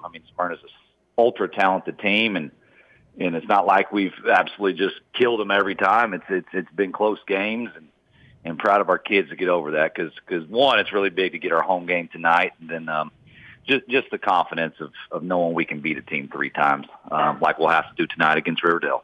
And had a win over Riverdale, 66-53. got to come back and play them tonight at your place. Tell us about Riverdale, because to me they're scary too. They're definitely scary. I mean, obviously Coach Boss has been doing it a long time. He does a good job with them. We've beat them twice, but I've told our kids in the fourth quarter, both games have been closer than kind of what the final score has said. Mm-hmm. We've gotten out to some leads, and they come back, keep fighting, and made both games ultra competitive. But, they're not overly big, but they are quick. They can all shoot. Boss will have them ready. He runs good stuff. They love to drive because of their size. They're like I said, they're super fast. If they get hot shooting, they're an extremely tough team to beat for sure. I know Braylon Burns likes to go to the basket. So does Ryan Wilkerson and Evan Wilkerson. A lot of matchups, and you match up pretty well with them in terms of and the size as well. I want to talk a little bit about somebody that I really have watched since he was a freshman, I guess. Sean Goggins had a good game, although you lost to Blackman. Had a good game, 19 points against them. He's really important offensively to you guys, isn't he? He is. I mean, he's kind of a natural scorer. He's one of our bigger kids, but he's not really a post-up guy. Right. But he can score at all three levels, and we've got to get him a little bit better at posting up and scoring down low a little bit. But, he's a tough guard for anybody just matchup-wise because he can shoot it a little bit. He's got a good mid-range, and he can get to the rim at times when he needs to. But he's definitely a big part. When he's playing well, we're definitely playing well. You really had a pretty good stretch run down toward the end, didn't you? I mean, there was a little time in the middle that maybe you lost some tough ones, but toward that stretch drive, you kind of took care of business a little bit. Yeah, I mean, we got off to a rough start. We played really good teams to start off the season, right? But we were out with Sean during some of those games, but as the year went on, we got a little bit better, and kind of like every coach, you want to be hitting your stride this time of year, like Oakland's doing right now, obviously. But we're still improving, we won some games, and obviously Blackman got us 3 times. That's kind of our hiccup, but they're a good team, and hopefully we can see them again sometime in the next week or so. But like every coach, that you want to be playing your best right now, and I think we're pretty close to that. I'm going to ask you something kind of philosophical here. When you talk about district and region and having just 4 teams in the district, it does get that repetitive thing where you play, you've played Smyrna like twice and fixing the like 3 times or whatever. Is that tougher? I would think that it might be just the familiarity, and they know what you're going to do and you know what they're going to do. It's definitely difficult. I mean, like I said, it doesn't matter who the team is. It's hard to beat a team 3 times in a year. Just because, like you said, the familiarity and stuff like that. And people think I make that up, but that's actually true. I mean, that's a true fact, isn't it? It is. I mean, it really is. The kids are more comfortable if and they're going to take some of your stuff away and, come out with different game plans. And it's very different. In high school kids, they think they beat them twice and it'll be a cakewalk the 3rd time. Well, it isn't. But that's what kind of is difficult with the district tournament. I'm sure we'll talk about it as coaches after the season about what's next with district tournament. But I won't give my opinion too much on that just yet. But it is. It makes it fairly difficult for sure. The contest tonight. Okay. This is the Riverdale team we were talking about. Now it's a 1 game, and it's going to be at 7:00. We're going to be there with the radio, but it's a little different atmosphere with a 1 game, or is it? Does it really make a difference? Yeah, it does. But I mean, it's what this time of year is for. I mean, it's basically almost March Madness. It's 1 game. You don't show up, and it could be done. But it's also 1 game. You show up, and you can make a run, and you can keep playing. But it does make it feel different. But as coaches, we got to get our kids ready to just go out, execute, compete, and kind of whatever happens at the end happens. I guess it's the same for both of you too. I mean, both teams. I mean, I want to ask about some performers here. A surprise guy that has really contributed this year that you weren't maybe expecting or maybe didn't know about. Well, we knew London Nelson was going to be a huge part of what we do, so he wasn't a surprise. Who's kind of helped is I mean, gosh, I don't want to leave anybody out, but Jerry Taylor, he's our quarterback football guy. When he came back from football, he's helped us tremendously with just effort. He wants to guard the best player, but has also, helped us scoring a little bit. I mean, he's had a handful of dozen double-digit scoring games, which he has not done in the past, so that's helped us a ton. But same with Jalen Stegall. He's helped us scoring, Dax Howard. And then we got a kid that came over from Antioch named Nadir Nasir, who has helped us out tremendously with size, rebounding, just giving us that other option so Sean is not just our only big guy, so that's helped Sean a little bit with guarding some of the other players and stuff like that. But we've collectively, I've been very impressed and happy with some of our other role players that have come along for sure. Over the course of a year, it does take time sometimes to figure out, or maybe they don't show it early, but then as the season progresses, they get more confidence. Get more playing time. That's a big difference, isn't it? Yeah, definitely. As you move forward, and I've talked to some of our kids too about that.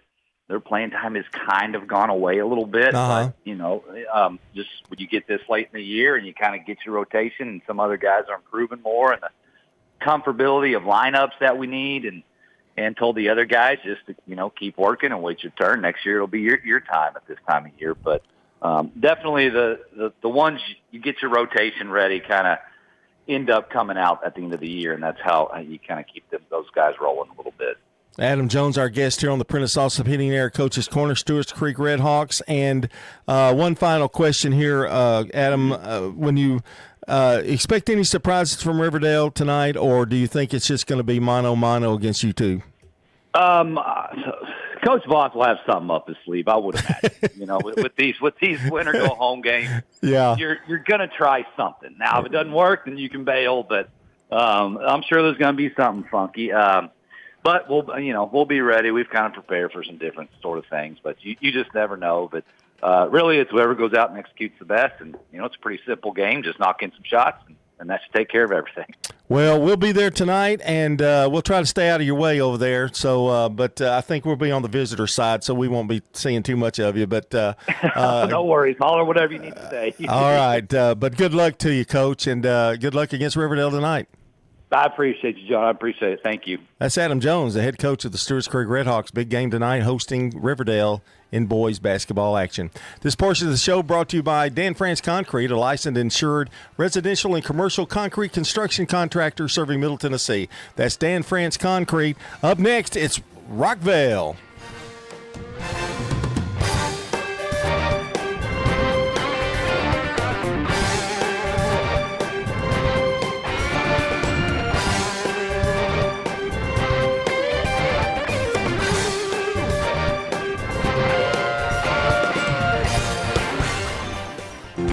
Auction Company will get you top dollar for your property.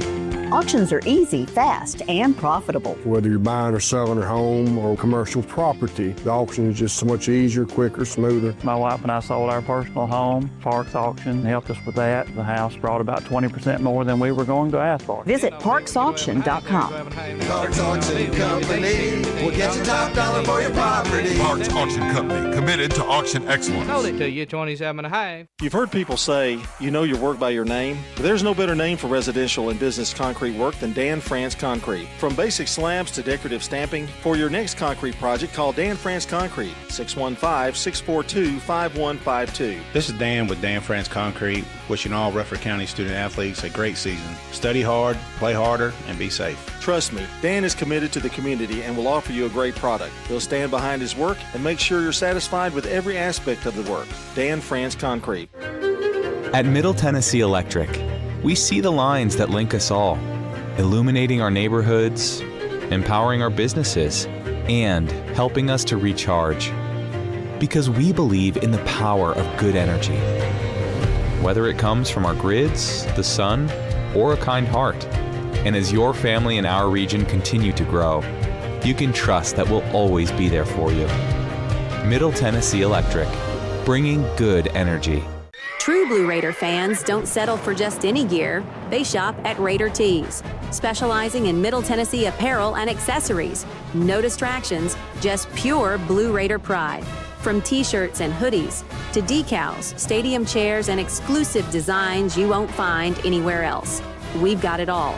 Stop by 111 East MTCS Road right across from MTCS and gear up today. Raider tees, bigger, better, and go blue. It's the Prentice Allsup Heating and Air Coach's Corner, fueled by Donut Country and McDonald's on 101.9, 100.5, 1450, wgnssports.com and Big G TV. And this portion of the show brought to you by Rick's Barbecue, serving up the best smoked barbecue, ribs, and many local favorites on Warrior Drive. Locally operated by Anne Marie Brents and the Lanning family. We're continuing the stretch of head coaches, and Wendell Ingram of the Rockville Rockets is a suitable ending for me anyway, out of the four that I've talked to today. And Wendell, it's been kind of a roller coaster ride for the Rockets here in the last week or two. Some really good, some not so good. It has been. The good thing out of it all is we're still fighting. We're still in there. And the games have been super close, I must say. Yeah. The championship game the other night was very good. We knew Oakland was going to come out, and they're making a historic run right now after starting the season off a little rocky. Coach Rutland has them playing pretty good right now. And that's not a surprise to you, though, is it? It's really? not. Coach Rutland's a great coach. He did the same thing at Laverne. I'll rewind. I think he did the same thing at Wake Forest. And then he did some great things at Laverne, and he's doing some really, really good things at Oakland right now. Okay, let's talk about the Rockets here a little bit. I know a close game against Oakland in the district championship game. You beat Riverdale 74-50, then lost to Oakland in the championship, and that's kind of where we stand. But overall, I think your guys feel pretty good about what's going on. It has. It worked out pretty good. I think some motivation for the guys is we're going to start the first round of region quarterfinals tonight at home. It's always a good thing if you can play at home. But we're going to play against a team that ended our season last year, which was Laverne. They ended our season, so the guys are using that as motivation. They're gonna have it's a different coach over there now, a lot of different players, but they guys are gonna come out hungry after a big win against Smyrna. I forgot about that. Yeah. And as a coach, you use those kind of things, don't you, to motivate? Because you remember. I do. So I went in the board yesterday, man, and I would just make sure I wrote Laverne 100 times on the board just so I could see it. Because our season ended last night, last year, which we felt like we had a good run that we could have made, and Laverne, they got us, and which was a close game as well. But tonight we got to come out and we got to be ready to go. Well, it's a do or die tonight, isn't it? I mean, this may be the biggest game that you play all year, really. It is. I'm not ready to get those clear totes out to put those uniforms up. I want to play as long as I can, if possible. You've had a great year, and 17-10 overall. You went 5-1 in the district. I mean, it's been a really good season, and here's the thing. I think some of it, everybody wants to beat the person on top. Always. And you were kind of like the target. And I think in the district championship or district tournament, you were the target. I mean, we're going to go, and that's who we want to get. Now you're kind of all even again, and I think all the records kind of go out the window. Is that an advantage to you guys? I think it might be. It is. We knew, anybody who's sitting at the top, someone's always looking to try to knock you down. Now we're on a level playing field. It's not about trying to knock somebody off the top now. It's just trying to keep playing to where you don't have to end your season. Everyone has the same goal, is to get to the glass house. We do have the pieces that can get us there. I compare us to a lot of different teams all the time in practice. But it's up to our guys. If they're ready to be done, we can definitely make that happen. But if not, I think you're going to see a different fight in this team now. I want to get your feelings on the district, the way it's been this year. 4 teams. Seem like you played everybody like in a 4-week span, 3 to 4 week span. Is that something you think you've enjoyed, or is it just kind of don't really matter, or would you like to see something a little different? I do want to see something different because you almost get to playing like you're in a round robin situation. My pay scale on those decisions is not that great with that, but I do wish they do something a little different. I think one thing that we floated is, playing each district team 3 times, and then, you can still play your region teams, and then kind of having it to where the bottom two teams play against each other as a play-in game, and then you go with that. But you know, a lot of people do like that tournament feel because if you're getting hot around February, you can't make a run. But when you go to the cost it takes to run a tournament, you know, hospitality rooms, paying security and things like that, you're not going to make money. That's really, I think, what is the main problem with it. You know, when you have 100 people in the gym and you've opened up the concession stand, you have how many SROs you have to have there? Yeah, you almost want to, instead of popping popcorn, you want to go get some Ritz crackers and crumble them up and put them in a bag and hand them out. But I get it. You know, you want to help everybody, you want to take care of everybody, but like you have to look at those smaller programs. They can't sit there and run a tournament for 4 nights in a week and expect to make a profit. It's not going to be there.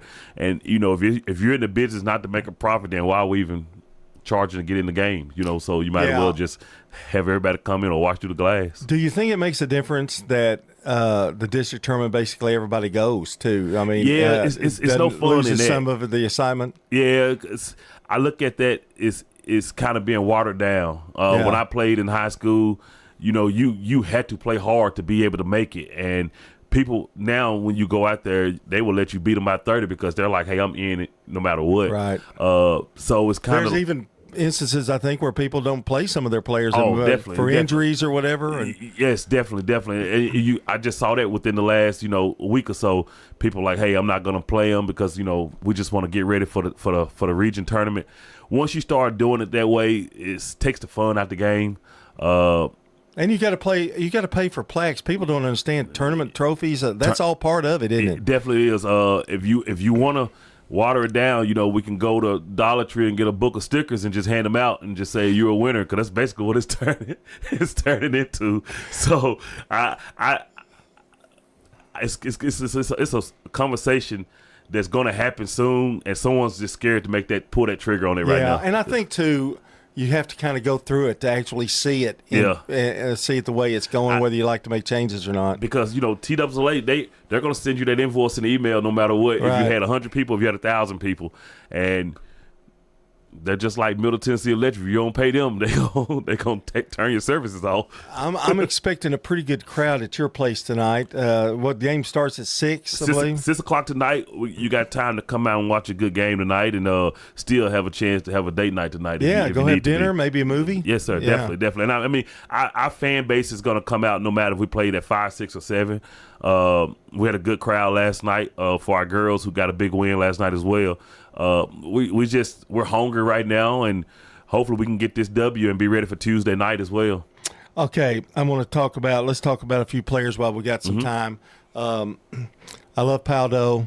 I wish he'd stay in the game more, but foul trouble sometimes. But he's a force just standing there, really. Yeah, we call him Sinbad because he looked just like him. So he's one of those ones where sometimes he fouls and he come out looking at his hands, and I'm looking at him like, hey, yes, you fouled. And then, you know, it calms him down a little bit. But he's at practice a lot of time. He's like, we cheer him on because he stayed and played 4 quarters. But for this run, Dallas has to be in the game. He has to be in the game. We can't do it without him. I mean, but guys like Jada Smith, who has stepped up,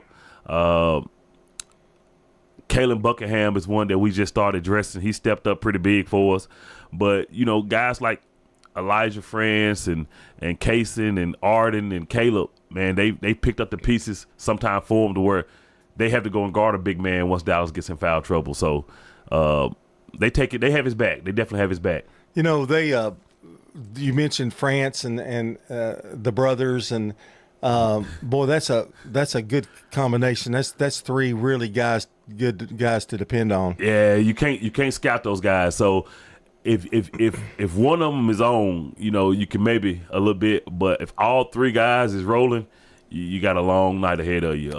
They can play. They can play. Arden is really at the free throw line. Gosh, that's kind of money. I mean, that's the kind of guy that you want the ball in his hands at the end of the game. And his hand, and the crazy part about it is he's a freshman. Yeah, and he doesn't.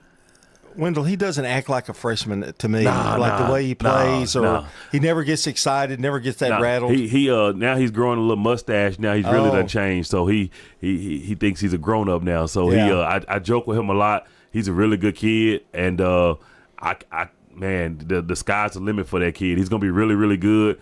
It's been a while since Rutherford County had a kid like that. I guess the last person you could think of are the Hayes sisters and maybe Dangerfield, but making that kind of impact. And Arden is the next one. I mean, you can stamp it. He's gonna be the next kid. What do you look out from Laverne tonight? I know they had a big win in the consolation game. They can be dangerous. They can be dangerous. With Laverne, they play with nothing to lose. Right. I mean, that's the scariest part. That's the scariest part. So I'm just gonna keep it scripted and be like, hey, we got to come out there and play. Now I could turn it into a pep rally and talk a little jump, but I'm not gonna do that. But they're gonna be ready. They're gonna come out there and give us their best punches, and we just got to be able to dodge them and keep playing. But with our home crowd, we're gonna start the game off fast, and our goal is to try to get ahead of them and stay ahead. With it being the one game and you're out, fast starts are really important, aren't they? I mean, it is. And with us being as conditioned as we are, if you let us get ahead of you, we're gonna probably we're gonna celebrate at the end. We're gonna definitely celebrate. It's a long season, about ready to close, isn't it? Man, it is. I hope I get to sneak back in every once in a while if my season ends soon. So yeah. You're gonna have to call security on me. The games they all matter, but get this one and you live to see again, right? Yes, sir. Yeah. Wendell, always a pleasure talking to you, and good luck tonight against the Laverne Wolverines. That's at 6 o'clock now. If you live in the Rockville area, go out and check them out. Or if you don't live in the Rockville area, I guess you can come from come on out Nashville there if you want to, right? Yeah, definitely. This portion of the show brought to you by the law offices of John Day, providing superior legal representation to injury victims and their families. Find out more at johndaylegal.com. Up next, I think Danny Brewer is going to head up the rest of the show.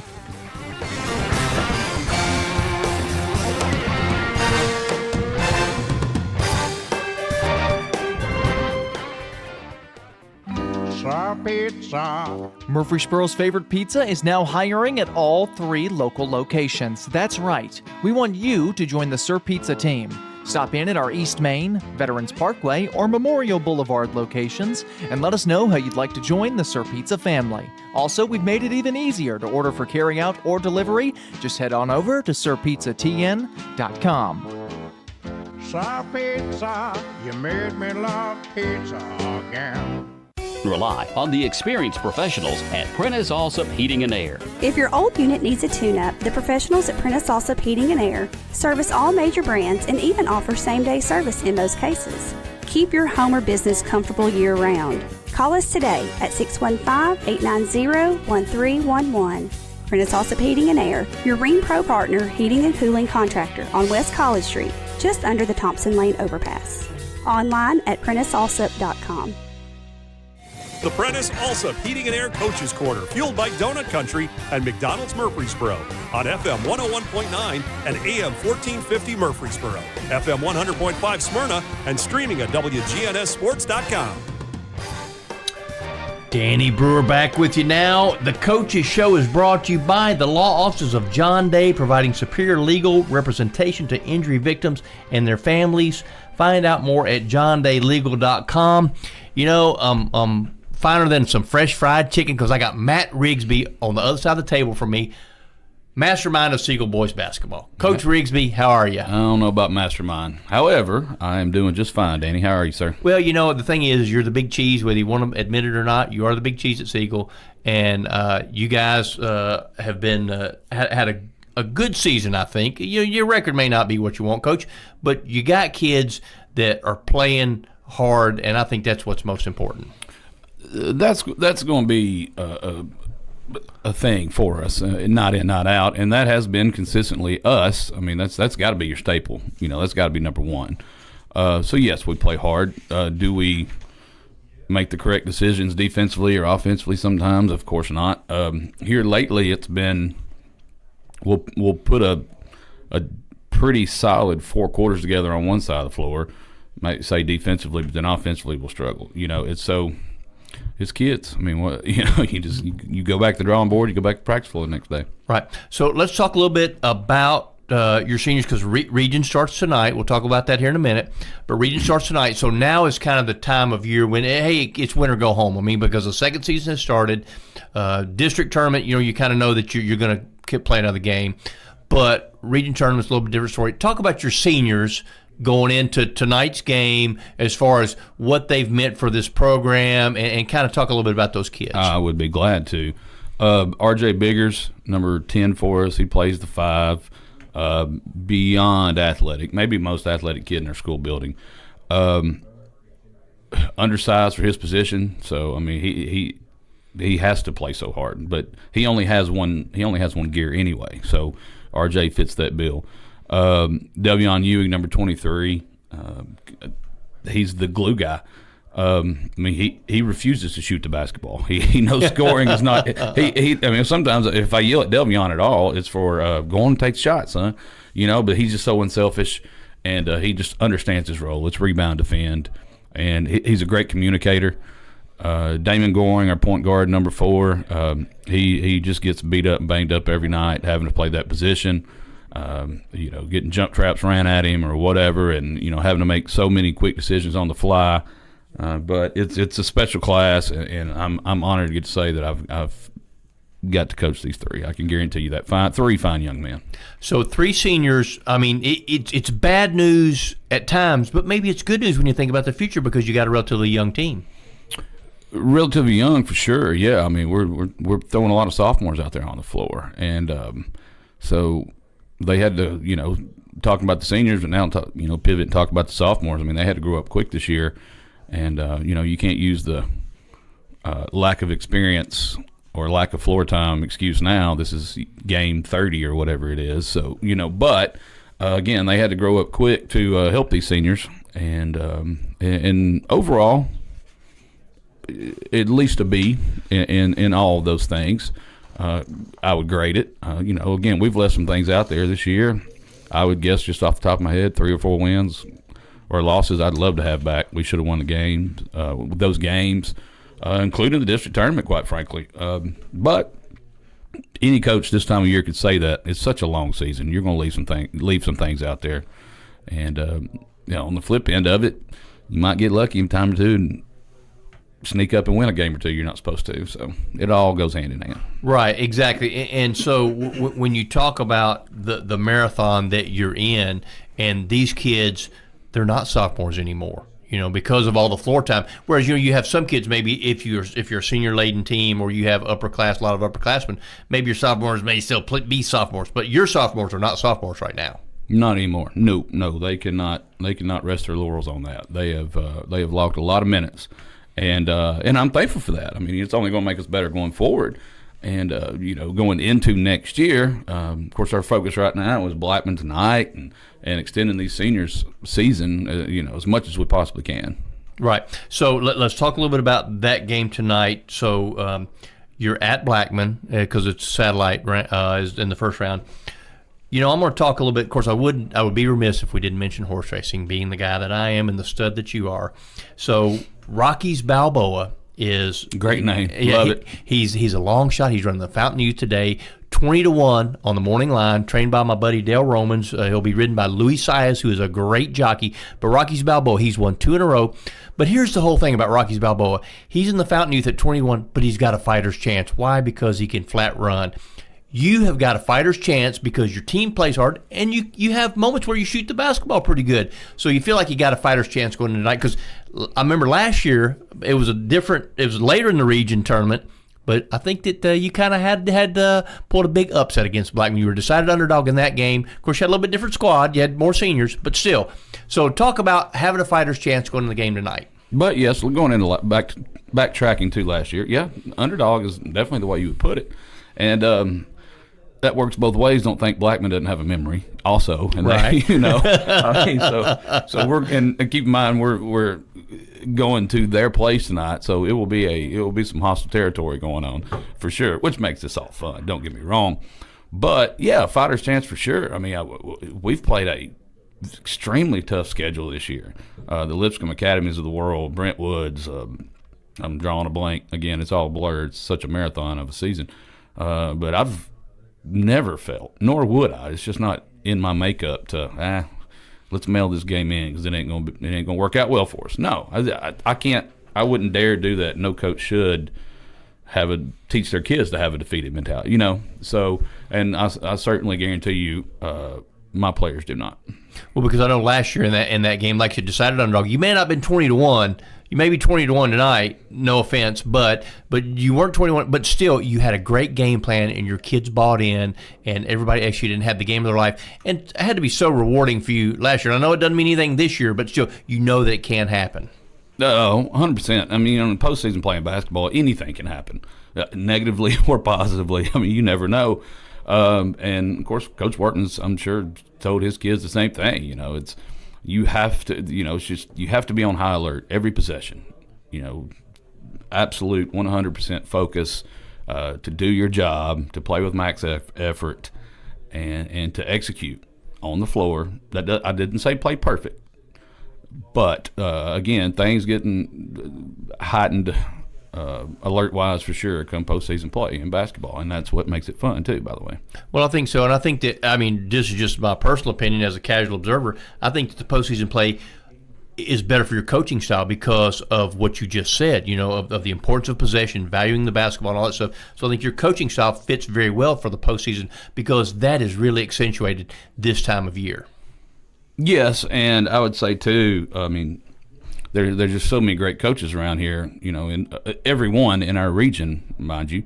What makes it fun, too, is the chess game between us coaches and scheme-wise and game plan-wise and, all the film we watch and trying to just find something that you can key on. And that makes it fun, too. At least, I'm old now. I'm not a kid that gets run around out there and dribble a basketball, but that as we're still competitors too, so that does make it fun, that right. aspect. Does the region tournament, because I know like the last few years, first round of the region, you're going to play somebody else, but you're not. You're playing county foes that you have familiarity with. Does that make it maybe a little bit more fun for just the reason that you just said? Well, I despise riding a bus, so yes, it makes it fun. So all we got to do is go to Blaze Drive over there off Fortress. So yes, but I think I've said it here before. All of us coaches are such a close fraternity here, I'd rather go toe-to-toe with Barry Wortman than some coach I don't know.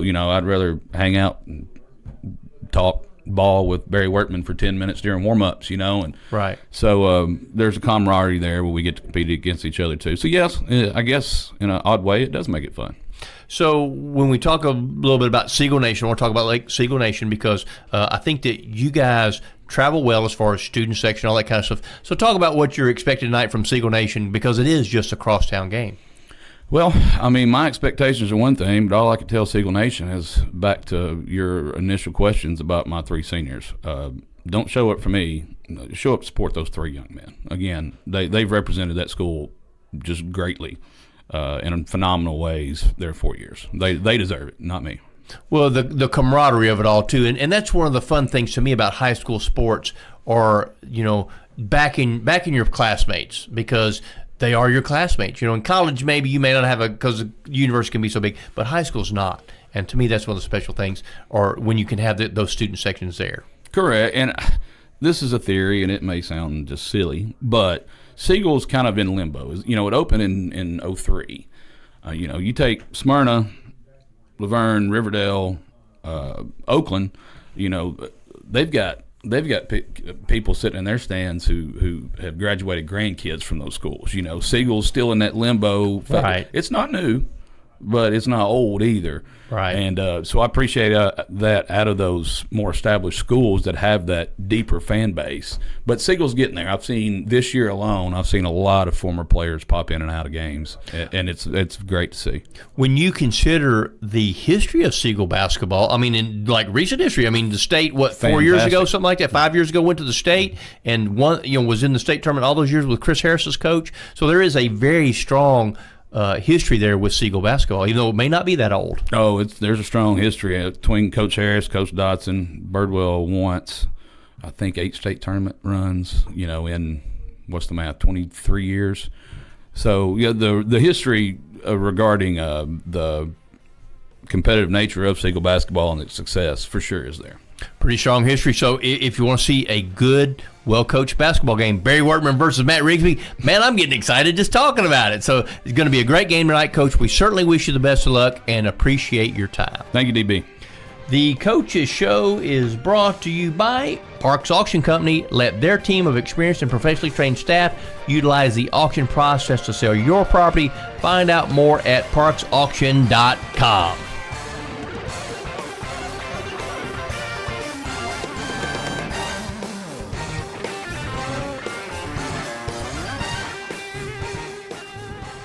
Craig's Tax Service. We perform tax preparation, individual tax returns, corporations, partnerships, and all your payroll bookkeeping needs. Brandon Craig with Craig's Tax Service. We fulfill all your tax preparation needs from individual returns to corporations and handle any of those scary letters you may get from the IRS. Craig's Tax Service at 142 Heritage Park Drive. Call 890-2233 for an appointment. We're proud to support all Rutherford County athletes. Craig's Tax Service, 890-2233. We're talking with Anne-Marie Brents at Rick's Barbecue on Warrior Drive. Our sandwiches are very popular. Our pork and our chicken are probably most popular pulled meats. We have spare ribs. They're delicious. They fall off the bone good. We don't put sauce all over our meat. And that's so you can choose mild or hot sauce or their signature white sauce. White sauce is our special kind of secret sauce. It's delicious. It's kind of got a kick to it, but it's not too spicy. Barbecue smoked chicken, ribs, loaded baked potatoes. Check out Rick's Barbecue, 212 Warrior Drive.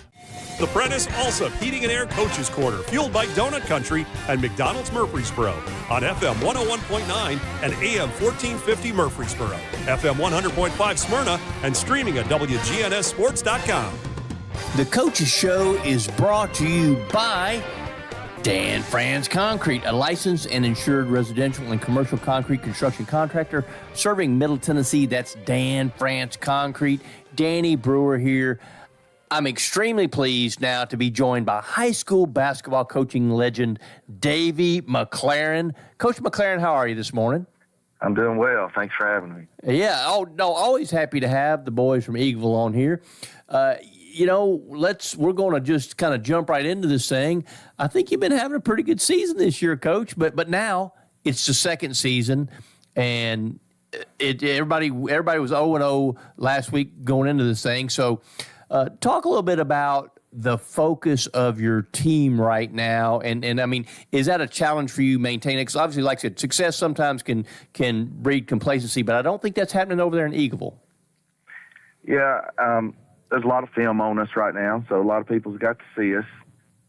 You start the second season out, like you said, 0-0, and you play some teams for the third time, and as we start the region, we see some of our former foes that we played in the district the last few years. So there's a lot of familiarity with the teams. One of the biggest challenges is, not to become complacent and coast. Try to stay, true to your roots. It's pretty difficult when, there's a lot of outside factors and you read a lot of, different opinions or people, and they blow you up a little bit, and just staying grounded is probably the most challenging thing at this point. Well, feet firmly on the floor is what you want. And, I mean, you mentioned a lot of people seeing you. The facility that you guys have over there at Eagleville, I mean, that's really a wonderful facility, a very nice gymnasium, and I'm sure it's even better when it's packed. And I'm sure there's been a lot of people there this year. Yeah, our home crowd has been great. The atmosphere in the gym is always pretty electric. There we have great support, great student support, and the facilities are great. We're very lucky to play in a place that big gym. Not a lot of smaller schools have that luxury. We utilize that floor, to our advantage, and it's just we're just very blessed to be able to play in that facility. So let's talk a little bit about the facility, because do you host the region? Is that correct? We do. The girls' region started last night. Satellite. We play tonight at 7. We're hosting the entire region. So that is a good advantage to have coming in, playing at home. I always say that, when you play at someone else's gym, you know that their starting five is going to be good, but their bench is more comfortable playing at home. So, that gives us a little edge, hopefully, that our non-starters are much more comfortable on their own home floor. And so, that is an advantage, a luxury that we have this year. So I want to talk a little bit about Tuesday night's game, because I know it was a big win for you guys over Santa Fe. And now there was a history last year. Didn't you guys play late? Are they the ones that put y'all out of the tournament last year? Yeah, they did. There was a very emotional game. Last year there was two really, really good teams, and we came on. We fell short last year, and of course, it's always nice to try to get redemption on the team that puts you out. Being able to, obviously get a win against them was kind of gratifying, but at the same time, there's just a lot of history. They play extremely hard. They're well coached. So it wasn't just as easy as maybe the score looked, but it was nice to get a little revenge on them. Because, when you look at the final, 77-47, 30-point win, that's, a woodshed type beating, you think. Camden Cole, let's talk about him. Mr. Basketball finalist, I think he hit 31 in that game. Talk a little bit about him and what that kid has done this year. Yeah, Camden had a great game, had a really, really good second half. In that game alone, he was just so efficient in the second half. I think, sometimes a lot of defenses, he's the focal point. So when he catches the ball, the driving lanes close up, the help is quick to arrive. So he was trying to do a little too much in the first half of that game. Second half, he was just super efficient. He was catching and shooting. The guys were finding him. He was definitely hot, and he capitalized on wide open shots that was created with some of the help, and he created his own shots too. He was just in a rhythm, along with James Biga. They both were, had their A game going. But Camden has worked extremely hard. He's obviously getting this attention because he's earned it. He's worked for it. And, he's a kid with a high motor.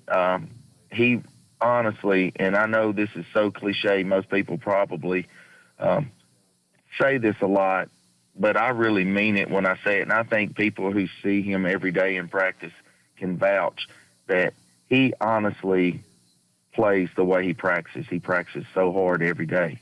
And so, I don't think anybody is, surprised that he's getting some of the attention.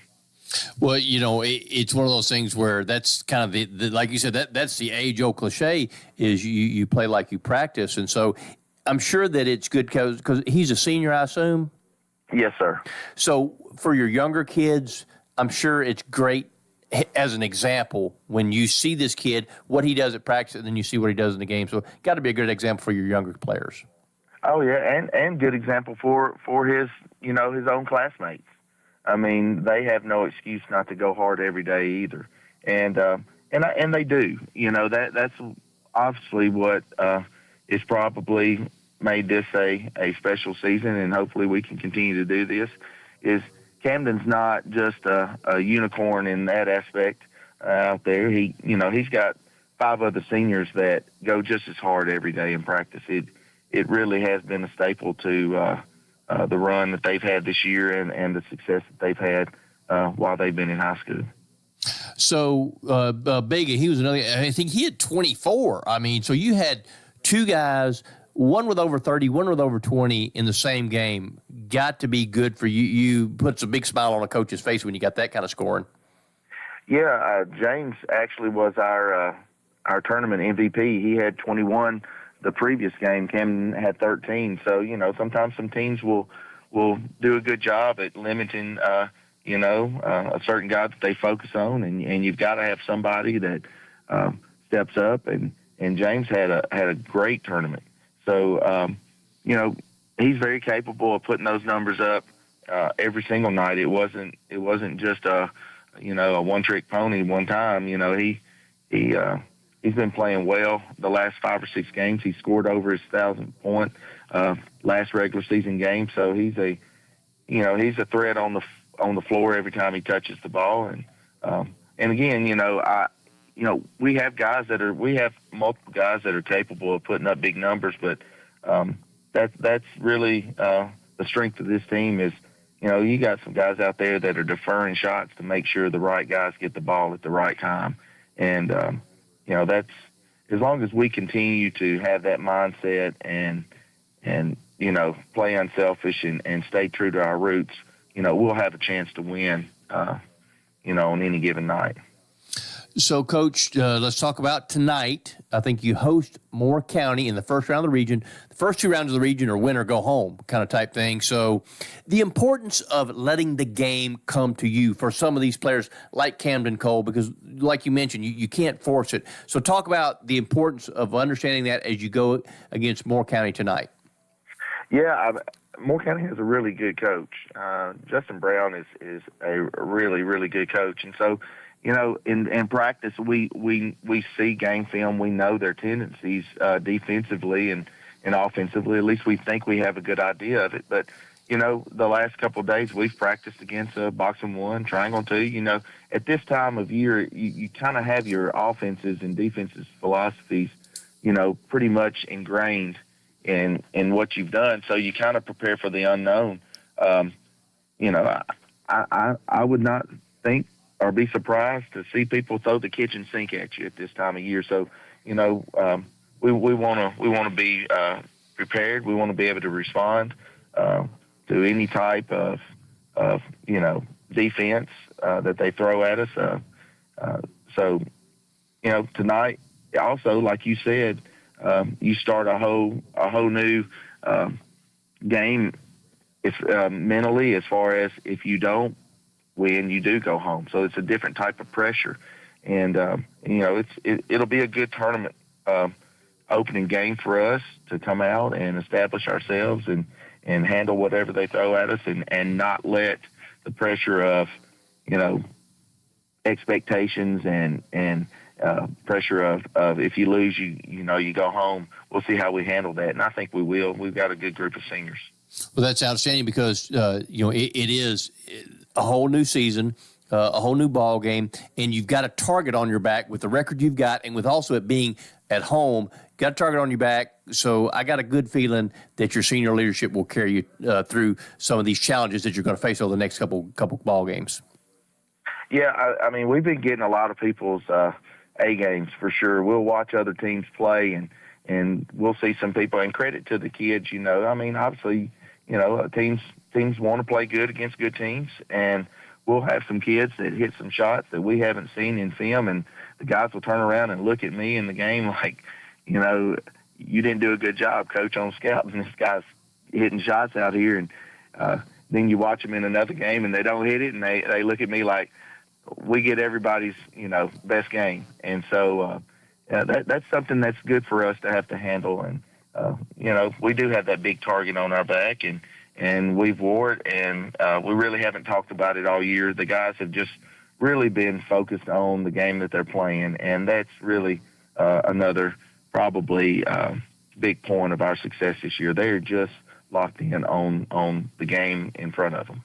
Well, as we know, the most important game is the one you're playing tonight. So that's Coach McLaren, we certainly wish you the best of luck. If you want to see some good basketball, you head over there to Eagle Gymnasium. Wonderful facility. Going to be some hot action tonight, and if they win, they'll play Tuesday night also over there at Eagleville. So get on over there at Eagleville, see those Eagles. Coach, keep flying high. Wish you the best of luck.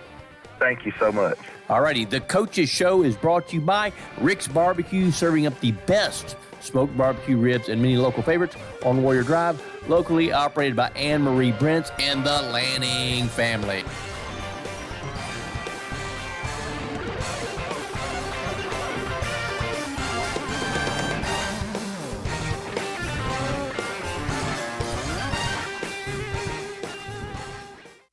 So what if your roommate decides to microwave a metal mixing bowl and sets your apartment on fire? I'm State Farm Agent Alex Williams. Auto, renters, frankly any kind of insurance, I've got your back. Call me at 615-898-1150. I'm Good Neighbor State Farm Agent Celeste Middleton, and I'd love the opportunity to talk to you about the significant rate decrease we're experiencing now. Let me compare coverage and possibly save you hundreds on your home and auto. Call me at 615-895-2700. Here's Marcia Saalfeld with First Mortgage, a department of First National Bank of Middle Tennessee. Friday nights are all about football, teamwork, strategy, and moving the ball forward. And when it comes to your mortgage, I bring that same game plan to help you win. Whether it's buying your first home, upgrading, or even refinancing to save big. From first downs to first homes and from refinancing to new beginnings, I'll work with you every step of the way. Call me, Marcia Saalfeld at First Mortgage, and let's open the door to your future. Member FDIC, Equal Housing Lender, NLMS 401715. It's time to talk about Middle Tennessee Christian School sports. It's MTCS Cougar Corner, presented by Tennessee Orthopedic Alliance. Each week we sit down with the coaches to recap the latest games and preview what's ahead. It's time to talk about the orange and white on MTCS Cougar Corner, right here on WGNS and Big G TV. Stay tuned, the show is coming up right after this message from our sponsors. Middle Tennessee Christian School, training for eternity. The large majority of our kids are involved in athletics or extracurricular activities, one or the other, and most are doing multiple activities. MTCS President Matt Tiller. And that's a great preparation for life. How many of us in our life are just doing one thing? So a well-rounded student is a huge deal. Invest in your child's future in a Christ-centered environment with many athletic and extracurricular choices. Without a doubt, our students have the opportunity to be involved in multiple activities. To find out more, visit mtcscougars.org.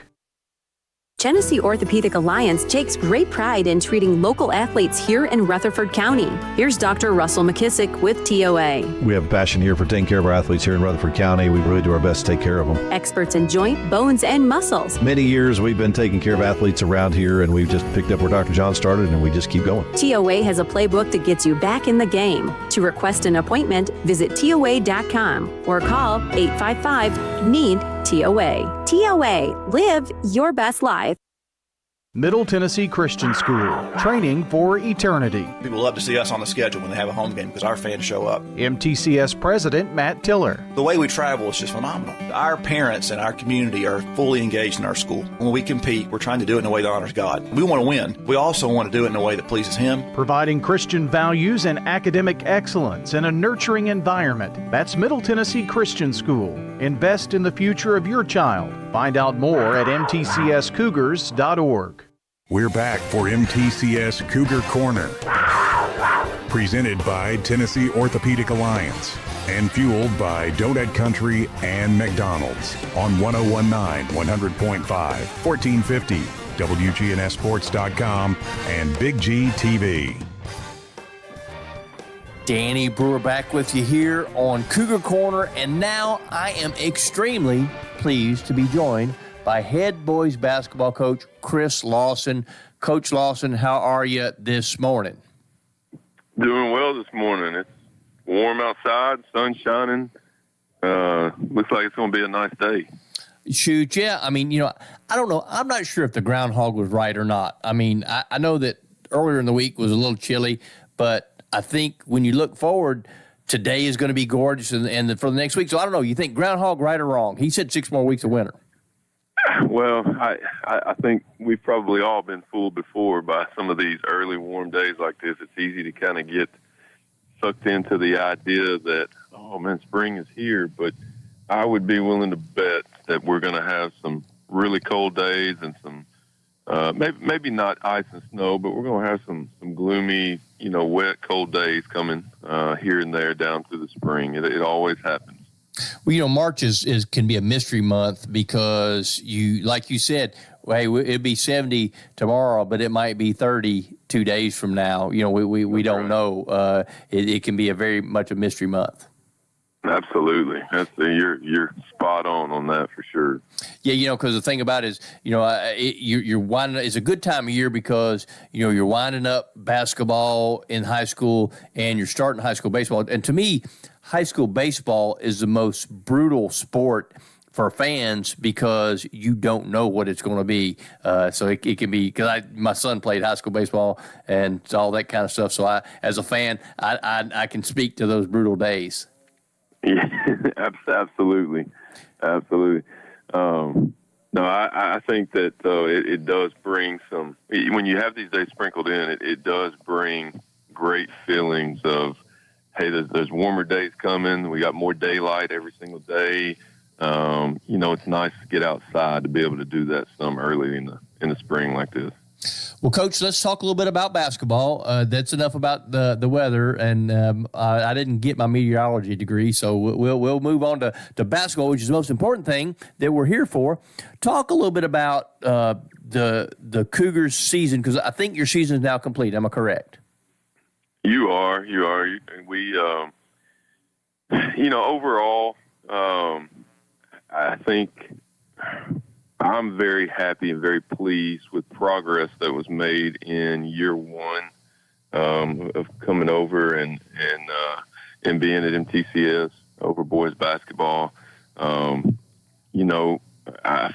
think as a coach, we always feel like there's some opportunities that maybe had been missed and that, we probably could have done a little bit better on some things here and there, and that's just the nature of it. But when you step back and really look at it from where we began to where we are now, we definitely have moved in the right direction and continue to move in the right direction. So, I'm very happy about that stuff. Now, satisfied? Definitely not. Currently, as soon as we finished up a couple weeks ago, or it's not quite been 2 weeks, but, just started planning, as a coaching staff, started talking about things that we want to accomplish this spring and summer and in the off season and that kind of thing, the direction we want to go. So that's kind of where we are right now. Well, Coach, in today's high school sports world, there really is no off season. Am I correct about that? You are correct about that. And it can be positive and it can be negative. I think that some of the things that I notice, being at different schools and around different age kids and just in general, we've seen a pretty obvious shift in what's important at some points to different folks as far as school basketball or travel basketball. And travel basketball is great. It gives kids an opportunity to get extra experience, to, get time with different coaches and to develop and all those things. But it also can be a negative thing because I know for us, if you're not careful, you'll be playing in some type of travel ball tournament every single weekend. And so you go through a school ball season, you finish, and it's time to start travel ball. And, I think it's important for there to be breaks. We have to, with my son and my daughter at home, we have to be very intentional about those things and also about you need to play multiple sports. It can't just be, hey, we just finished school ball season, let's go right back to the gym and let's just keep rolling all the way through July and into August. And, and just like there has to be some breaks, in my opinion, in there to keep things fresh and in the best interest of the student athlete. Well, I think you've made an outstanding point, Coach, that I think gets lost in the shuffle a lot these days because of the emphasis of all this stuff and the emphasis of travel. And I mean, I coach travel baseball, so I understand, but I have a similar mentality because kids still need time to be kids, and high school players are kids. They are kids. Me and my wife talk about that a lot, but we talk about that as a staff too. It's a serious thing. You're trying to build a program, you're trying to get better, and you're trying to, accomplish things. But there's some simple things that we don't need to lose sight of. One, does everybody enjoy what they're doing? And is everybody, do you see smiles? Do you see fun being had at times? And that doesn't mean that, there's not hard work happening and that there's not commitment and that kind of thing. But especially, in those younger ages, 5th, 6th grade, into the middle school basketball times, there needs to be fun in order for kids to want to come back. There needs to be enjoyment and fulfillment in order for kids to want to continue to do something. And that's in any sport or anything that they're doing. So you also want to give them multiple opportunities. I all the time now we're seeing, more specialization in one sport at an earlier age. And it's almost in a way, it's robbing kids of that limited time they have as a kid, as a child. Give them as many opportunities.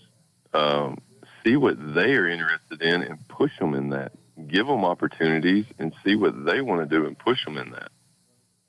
Well, when you're at a school like Middle Tennessee Christian, that's smaller environment of sports, there's a lot of multi-sport players still at your school. I know it's some of the bigger schools it may not be as prevalent, but it's still pretty prominent at Middle Tennessee Christian, you feel like?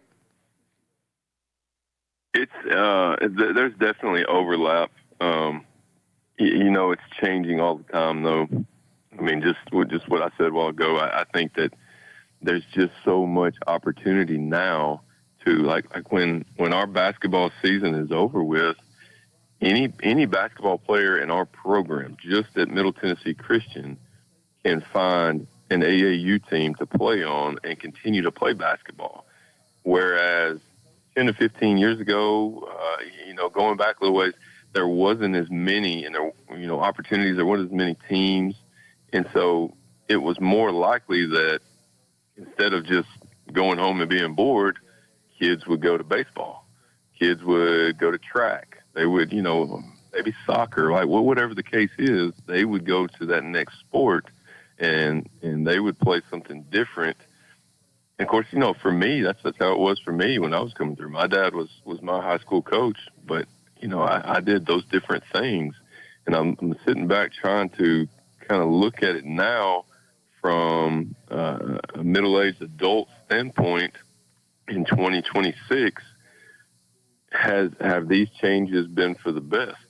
I know we have more opportunities for kids to develop in whatever sport that they love, but is that what's best for kids? I think you're right, Coach. The jury is still out on that kind of stuff for sure. Let's talk a little bit about your seniors. How many seniors did you have on the team? We had 2 seniors. We had Darian Cotton and Jackson Piercy, and they were great all year. They were great. I think first and foremost, from where the program was, and maybe just needing a little bit more stability, and for it to get going in a positive direction and that kind of thing. They were great from the beginning with their leadership. I don't think there is a single day from last spring, summer, all the way till we finished up that I would say, well, they didn't show up ready to practice. They didn't show up ready to do what we were asking them to do. They did a great job every day. They were vocal. They would go full speed in drills. Whether they played the entire game or didn't play any in a game, and same thing in practice, they were still doing those same things. And that helped us a ton as far as making some strides this year in our program. So, Coach, with only 2 seniors, obviously you had some younger kids on the team as well. So talk about some of those kids that you got that will be coming back. So didn't you have a really good freshman group? We do have a really good freshman group. It's a bigger group. I think we've got 7 in that group, which is if you look at it as a graduating class in 4 years, that's a big class, and that's a lot to lose in one time. But out of that group this year, 4 of those kids played varsity basketball at some point in the game, with 2 of them playing quite a bit, starting on and off throughout the year, and just learning. And that's another thing too, is playing young kids. And we didn't quite. We'll talk winning and losing for a minute. We didn't quite win as much as we would like to win, but what we were talking about and preaching and kind of just trying to get them to see all year long is, you all are young. You're all coming back again next year as sophomores, and we'll continue to build and maybe we do just a little bit better. And then you come back again as juniors, and then at some point through there, that's when you really start to see the shift and the turn, and kind of like, okay, now it's starting to pay off a little bit. So we're super excited about that group as freshmen. If I can go through a couple names, 2 or 3 names real quick. Noah Owens, he played last year as an 8th grader, and got experience. And so coming in this year, I could see immediately in the summertime where that paid off, just from last year to this year. Even if they didn't have a ton of success, from a team standpoint, he wasn't overwhelmed coming in as a freshman. Because, we can be honest, that juniors and seniors are bigger, faster, stronger most of the time. We also got another freshman guard named Isaiah Buchanan, and he transferred in from Westwood and Coffee County, but he did great. He was very, very. He played JV mostly for the first half of the season, but he was a very good student of the game and attentive in practice, and just kept working and got to a point where he was starting midway through the season. And same thing, you can kind of see, all right, down the road, things are going to be pretty good. He's got a natural knack for kind of how the game needs to be played, the pace, the speed, time and clock, all those kind of things. He's about 6 foot, 6'1", so he grew a little bit this year. And I think if you asked anybody on staff, one of the best things that he did was rebound. There's several games he was a leading rebounder for us, just because he wanted to come in and make an impact. He wanted to come in and contribute in some way. So, those 2 kind of leading the charge in that freshman group, we're super excited about. Well, Coach, I think that, you've done a marvelous job over there at Middle Tennessee Christian School. When we talk about growth and we talk about impact and all that stuff, you have certainly had a very positive impact over there, and we're really happy to have you in our community. That's very kind of you to say, and it's not easy. I'll say that. But well, Coach, here's the whole deal. It ain't easy being good. Coach Chris Lawson, we certainly appreciate your time, and we wish you the best luck over there at Middle Tennessee Christian School next year. Thank you so much. I really appreciate you all. All right, thanks, Coach. Best of luck.